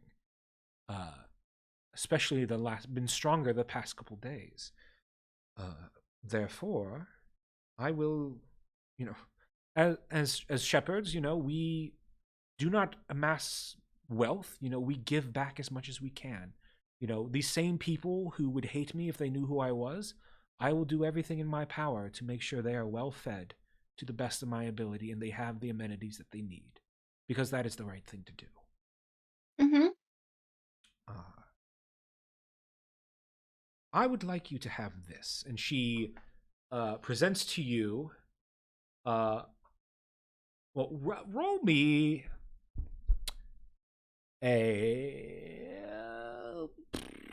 what kind of, roll me like roll me perception, or your perception is much better than investigation, so roll me perception. Oh yeah. Okay.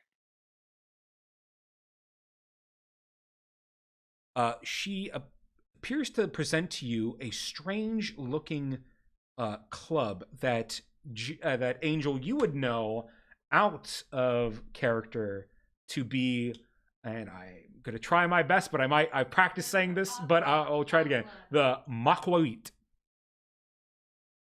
Ooh. Which is because I'm familiar with the actual origins of your name, she. So I thought I would do my own with that. So this is an traditional. This is so that for everyone to know, this is traditionally an Aztec weapon. It's basically, the best way I could describe it is like a club with like either like obsidian or something like that on its edges. They make sort of like a tiny like blade on its edges. And this one is special because from the pommel of the club all the way up to the club itself, you see engraved into it is the picture of of a sun tree, and each of the branches branches out to where one of those jagged edges would be, and those jagged edges are in the form of a sundrop fruit. Ooh. And you are given the Makowit of the Martyr. It is a +1 Ooh. weapon and spell focus. Nice. If you land a critical blow with this weapon, all allies within 30 feet, including yourself, are healed for half the damage dealt. Ooh, Nice. That's a good ass cleric weapon. But wait, there's more. Oh. Once per combat, if an ally would go to 0 HP, you may instead, as a reaction, take that damage yourself. In addition, Ooh. the next time you land a melee attack with this weapon, deal the damage that you took as well. Ooh, Nice. That's very good. Which that can also work in conjunction. If you land a crit with that, you just mass healed your party. That's badass. Oh yeah. That's really good. Let me add that to your inventory. No, that's really Yes, good. please. Good cleric weapon. Hell yeah, hell yeah. By the way, if Dimitri dies, my backup was a cleric, but I'm like, requires I have a few attunement. ideas. Yeah, welcome back to the campaign. Yay! I get a present. Yeah. So I don't think the thing is programmed to give you the +1 to your spell casting. So we'll just have to remember that it's one modify hot. that in the Yeah, I think I'll manually update it yeah. on your character later. Hell yeah. But Unless you made it in like D&D Beyond and ported it, then it would actually carry over. I think. I don't know. nah, that's too much. I just do it. I just do it in Foundry. So I'll just manually update your spell casting to that. Cool. And let's see. She will say,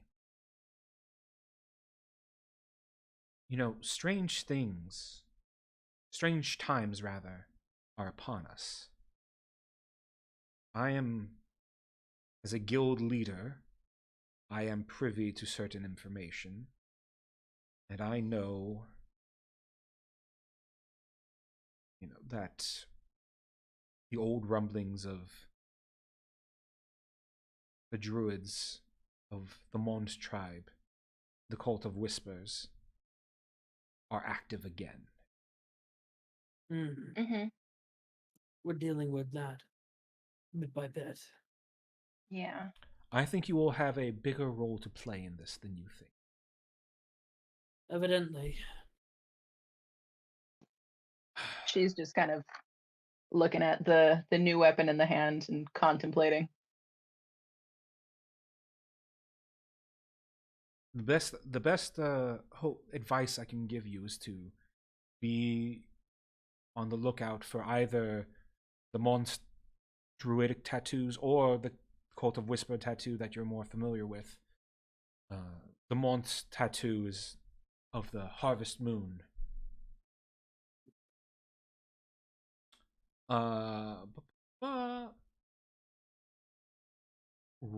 I would like everyone, as she shows you, like she with like Druidcraft, she can like make like a vine, a mini vine version of that tattoo.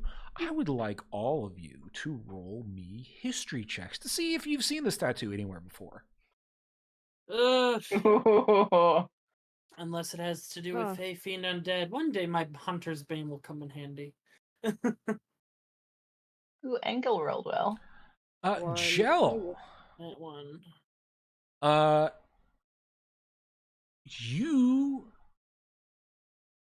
You think you've seen this tattoo before. And the reason why you're able to remember it so well is you saw it not long after you met the party.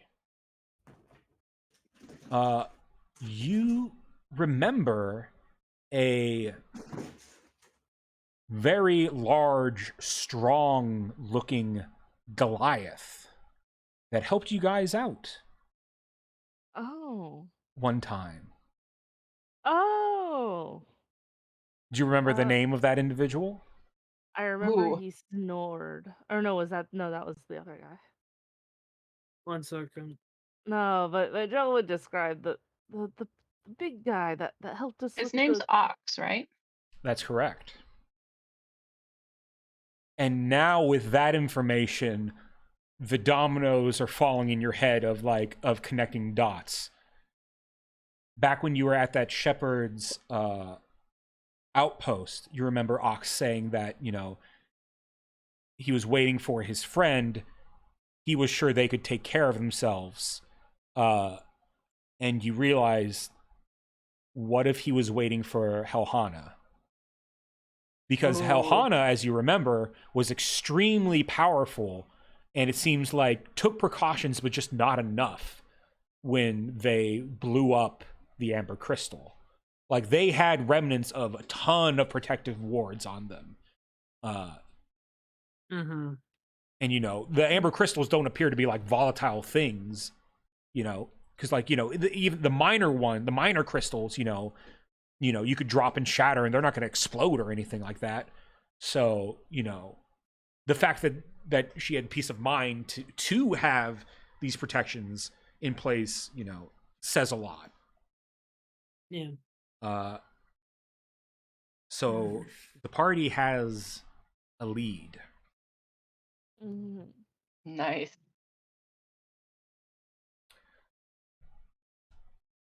Interesting. Kator will say to you, my father is a member of the Royal Council. He is the druidic representative of the capital. He tells me most things. I have to pry some things from him every once in a while. He does look to protect me as his daughter. But all is not well here in the capital. Yeah. If these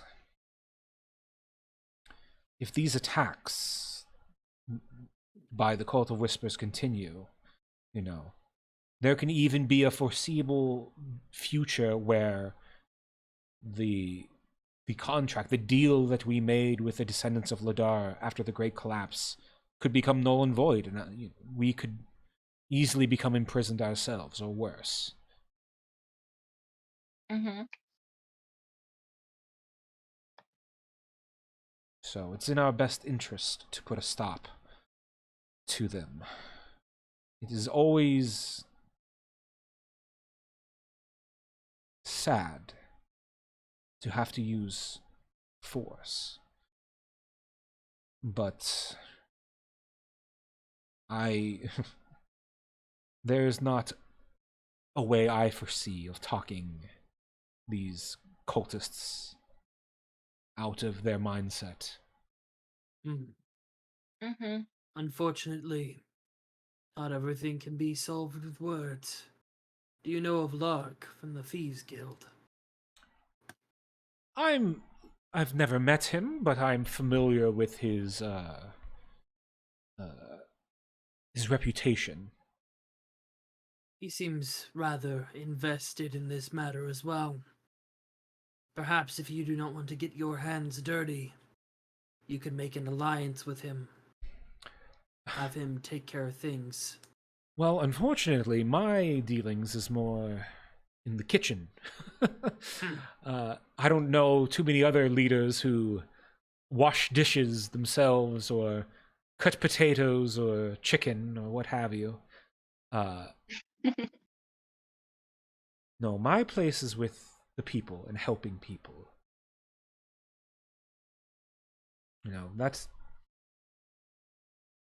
That weapon has been in our family for quite some time. So please do take care of it. I'll take really good care of it, and I'll make sure it helps. I hope it serves you well, and it helps you protect those who are dear to you on your journey. I'll make sure of it. Thank you. She nods. Let's see. from here Ooh, is I think Mr. Marlowe is the only one who is left. Which means tome seekers, I believe. Yeah, that's all I wanted to go. Go ahead and activate that. The party begins their travels to go to the tome seekers. The tome seekers are kind of it's kind of odd. All of the guilds are try to locate themselves as close to the palace as they can, as they're physically allowed to. The tome seekers, they're kind of the farthest away, and it's in a weird, like, winding road by itself. Like, you can see the building kind of like on the top of a hill. It's almost like its own tiny, like a tiny hill, because you guys are in a valley. It's nowhere close to as tall as the palace, but it's still, high enough that you can see it at a distance. I'm hoping I've had a little idea since the beginning of the session. I'm hoping it might work out. And as you guys begin your ascent to the building, there is a lot of hustle and bustle going on. Well, you can't roll these things because you guys are loading. I would say your passive perception is enough to know that they don't seem very concerned about the Emperor's death in that he died. It seems more like, okay, the Emperor died, it's go time, we have a job to do, get moving, and there's a lot of activity going on, and you're not exactly sure what is going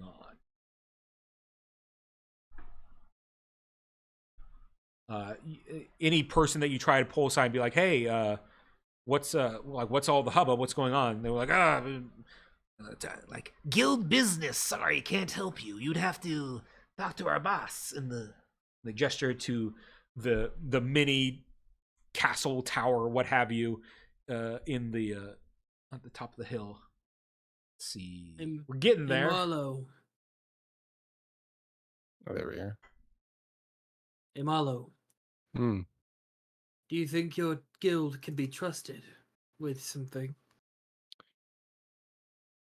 I know they can be trusted to do certain things. Do you think them to be a good, aligned guild, or? I don't really care, Hmm. to be honest. You can trust a liar to lie, Is this guild full of liars?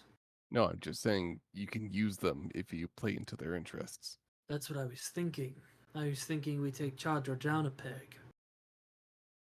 She mentioned the Tome Seekers. Oh no, Lauren mentioned the Tome Seekers wanted my father's estate as well.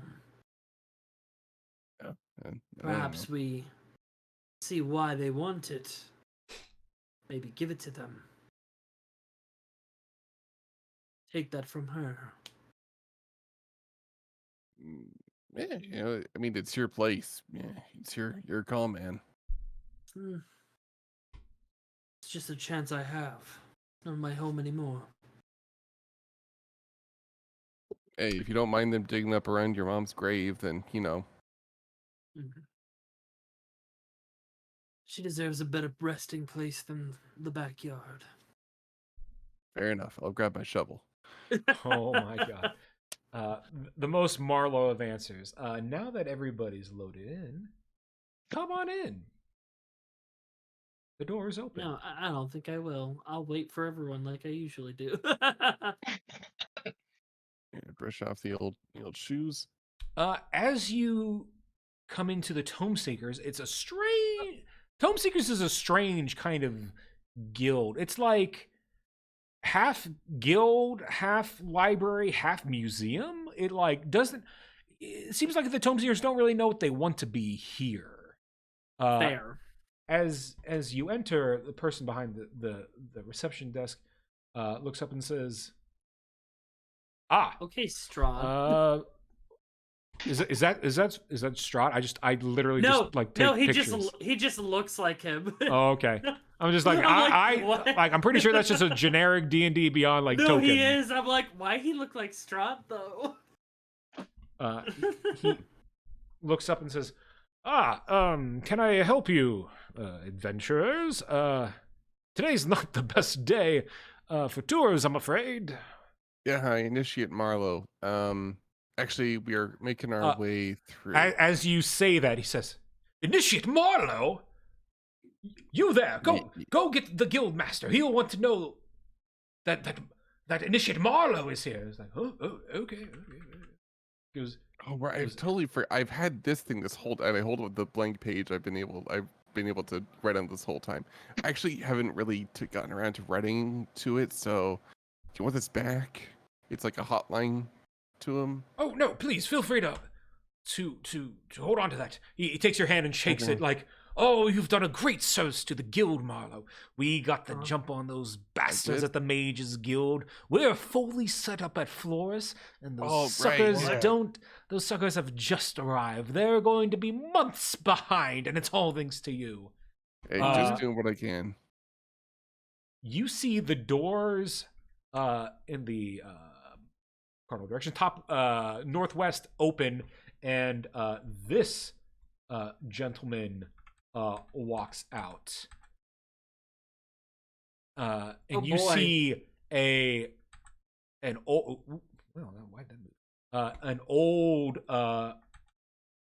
and gray archmage saunters in.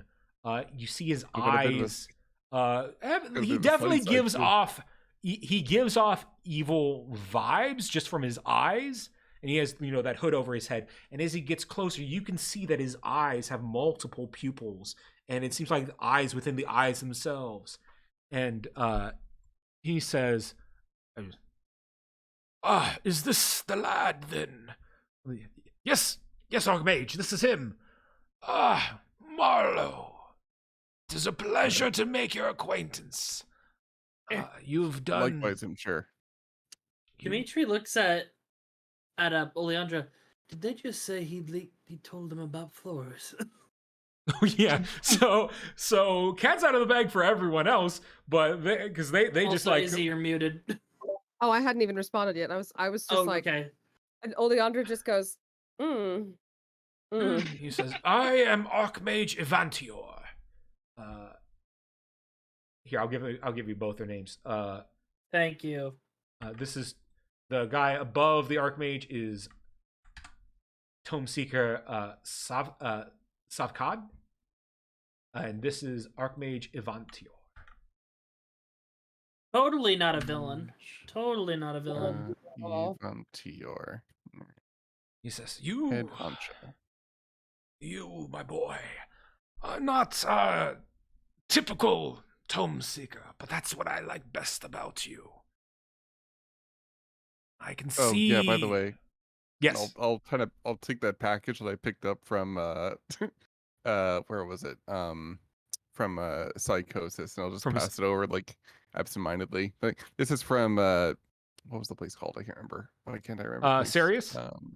Sirius. This is from Sirius, by the way. The Tome Seeker's Savkad will take it and be like, oh, great. And he will kind of like put it on the desk. You see he's kind of on the side of the desk, and it kind of like topples and like kind of falls into the trash can, opens up, and you see it's like letters like, please help, I'm all alone, and things like that. Yeah. And it's like you see inside is like a small cake that was enchanted to not go bad or mold or whatever. And it's just like now smushed in the trash. And it's like, oh, ooh, gross. But the Archmage, you've done such a great boon for the guild, the Tome Seekers. We have a real chance here to really shine and bring back ages lost, thanks to you, my boy. Hey, I'm doing it all for the, I'm a team player. You know me. I mean, you don't, but I'm a team player. That's exactly what I like to hear. Yeah. Hey, so you know how like Ladar's like, really big hot button issue right now. Like everyone, he's so hot right now, Ladar, right? I love Ladar. I love Ladar too. And you, Right. you Yeah. see everyone else He's in the guild great. is like, did someone say Ladar? We talking about Ladar? Yeah, I like Ladar. So Yeah. Speaking of Ladar, literally the statue behind him is supposed to be a depiction of Ladar. Oh boy. Yeah. Anyway, I just wanted to come in and touch base. I wasn't expecting the fanfare, and I I've been thinking about how I want to elevate my station here. Do better. I know I've already done a lot, but I figure I could do better, be more diligent, and I was just looking to maybe find some readings on Ladar, specifically any artifacts or things related to him. Cold hands stuff. Looking for artifacts of Ladar.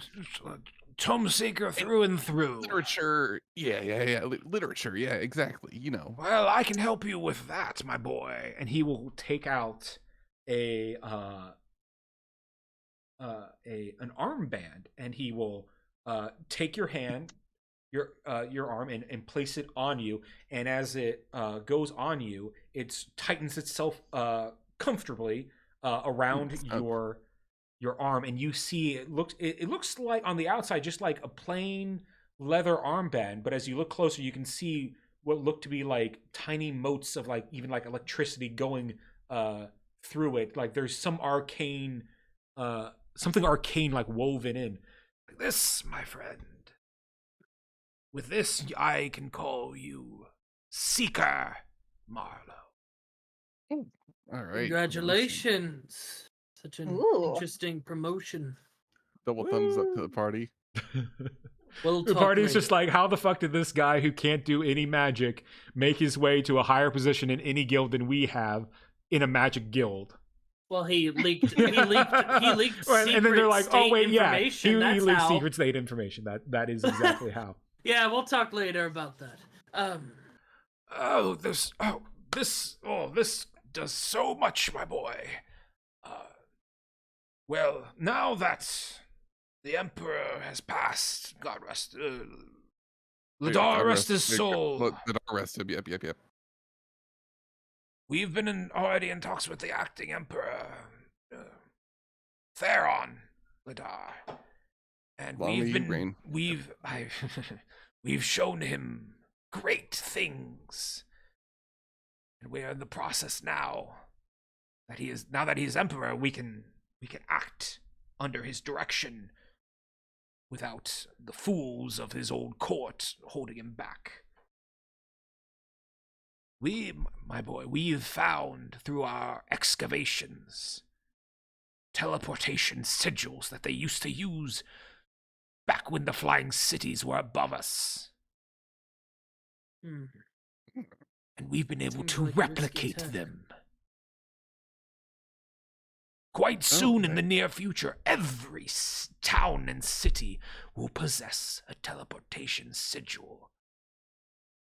And the Tome Seekers are the ones who are going to run it. Hey, we can do it. We're got only the best for us, right? And hey, let's put Campion near the top of that list for potential sites. Well, my boy, of course, I believe one is going out with your new mare. Oh, great. Yes, it should slow you down immensely. It's quite a heavy stone block. But anyway, that's my favorite kind of block. Us Tome Seekers, we love huge monoliths and stuff. With that armband, you will be able to activate on your own, despite what seems to be no magical powers within you. Oh yeah, nope, no magic whatsoever. It's okay. I sense a powerful spirit inside you, welling up. Your spirit is strong. Magic isn't for everyone, it's only everything to me, but that's fine. But with this band, you will be able to, you and your friends will be able to travel through the arcane sigils, the teleportation glyphs, from it to and from any city you choose, once they're activated. Mhm. And what's special and important and very important about this, based upon what you said, you're interested in finding artifacts of Ladar. Well, you just run your fingers across it like this, and he does it for you. Your armband will glow whenever there's an artifact of Ladar near it. It will point you in that direction. And as he does that, it points Does it immediately to Clove. And both of them 'cause look the books in the bag. It Oh, might be I for, see. calibration. There's Looks like quite. this is still in the Fritz. There's more to your party than meets the eye, I see. No, I think it's just broken. And that's where we'll end this session. Oh boy. Nice. Man, I do like this idea of screwing Chadra over with these guys. I'm like, if it's gonna be anyone, it's gotta be the shifty Yeah, people. guys, do you think a wizard who looks like this could possibly have bad intentions? No, I bet those No. He's teleportation just a fan of circles. Shakespeare. No, as soon as the teleportation circles were mentioned to be in almost every city, I'm like, oh, this is gonna be some Full Metal Alchemist. We're putting him exact pinpoints to make a giant spell sigil and cause some apocalyptic bullshit. I'm calling it now. He probably caught that skull goblin at a Ren fair. So He I probably mean, did. He's Yeah, like, Oh, I I'm 3D paranoid. modeled it myself. I'm paranoid. Definitely. Well, having not fun. to feed into your paranoia, but, in the origins of the Great Collapse, motes of light, all over the country shot into the sky. So that's, Who'd have thought? the sky, these floating cities are above, floating above the clouds, so they wouldn't Yeah. have, a look on the ground unless something came up from the ground like those motes of light. So who knows? Maybe there was a giant spell circle across the I watched land. that trailer. I had my theories. Yes. Actually, real quick, can I do like a quick like little rewind thing just so I have an agenda for next session? Sure. But while we were on our way to the Tome Seekers, I would have pulled out my cousin's eye and messaged her to ask her that we're going to the Tome Seekers. Is there any information you want me to pull that might lead us to know what happened to our moms? Ooh. So I would have messaged to Willow and then ask if Vivian can then message me back. Well, in that case,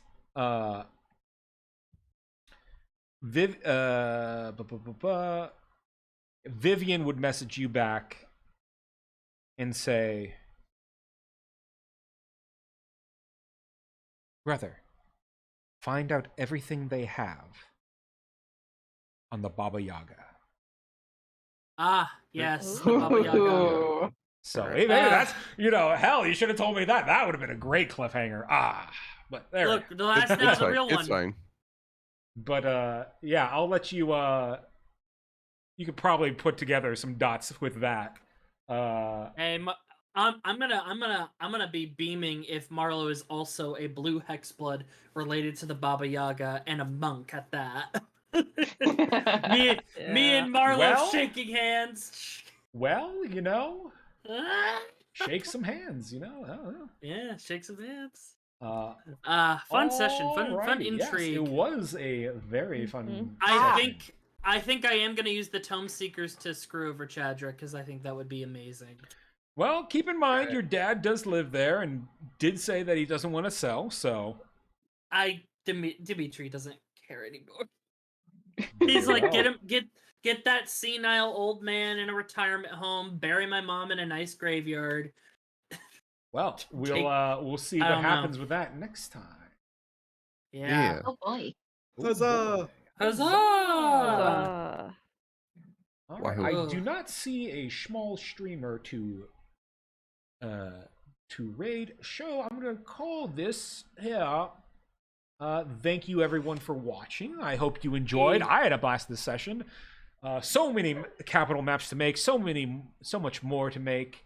Yeah, next time we can wrap this up, and we might even begin the trek back. And it's quite feasible you'll meet your new mayor next time. Ooh. Among some other things happening. Yeah. So I can't wait to become level 6 and die. level 6? Nah. You guys Level just 7? became We're gonna level double 5. level? Nah. I'm messing with you. If anything, I'll take away No. levels. Ooh. No. Thank you guys all for playing. Thank you all for watching. Hugs, kisses. I love you very much. Until next time, the continuation of Aftermath. This was episode 20, by the way. Woo! Yep. Hey. All right. Toodaloo. Bye, chat. Bye. Love you. Bye.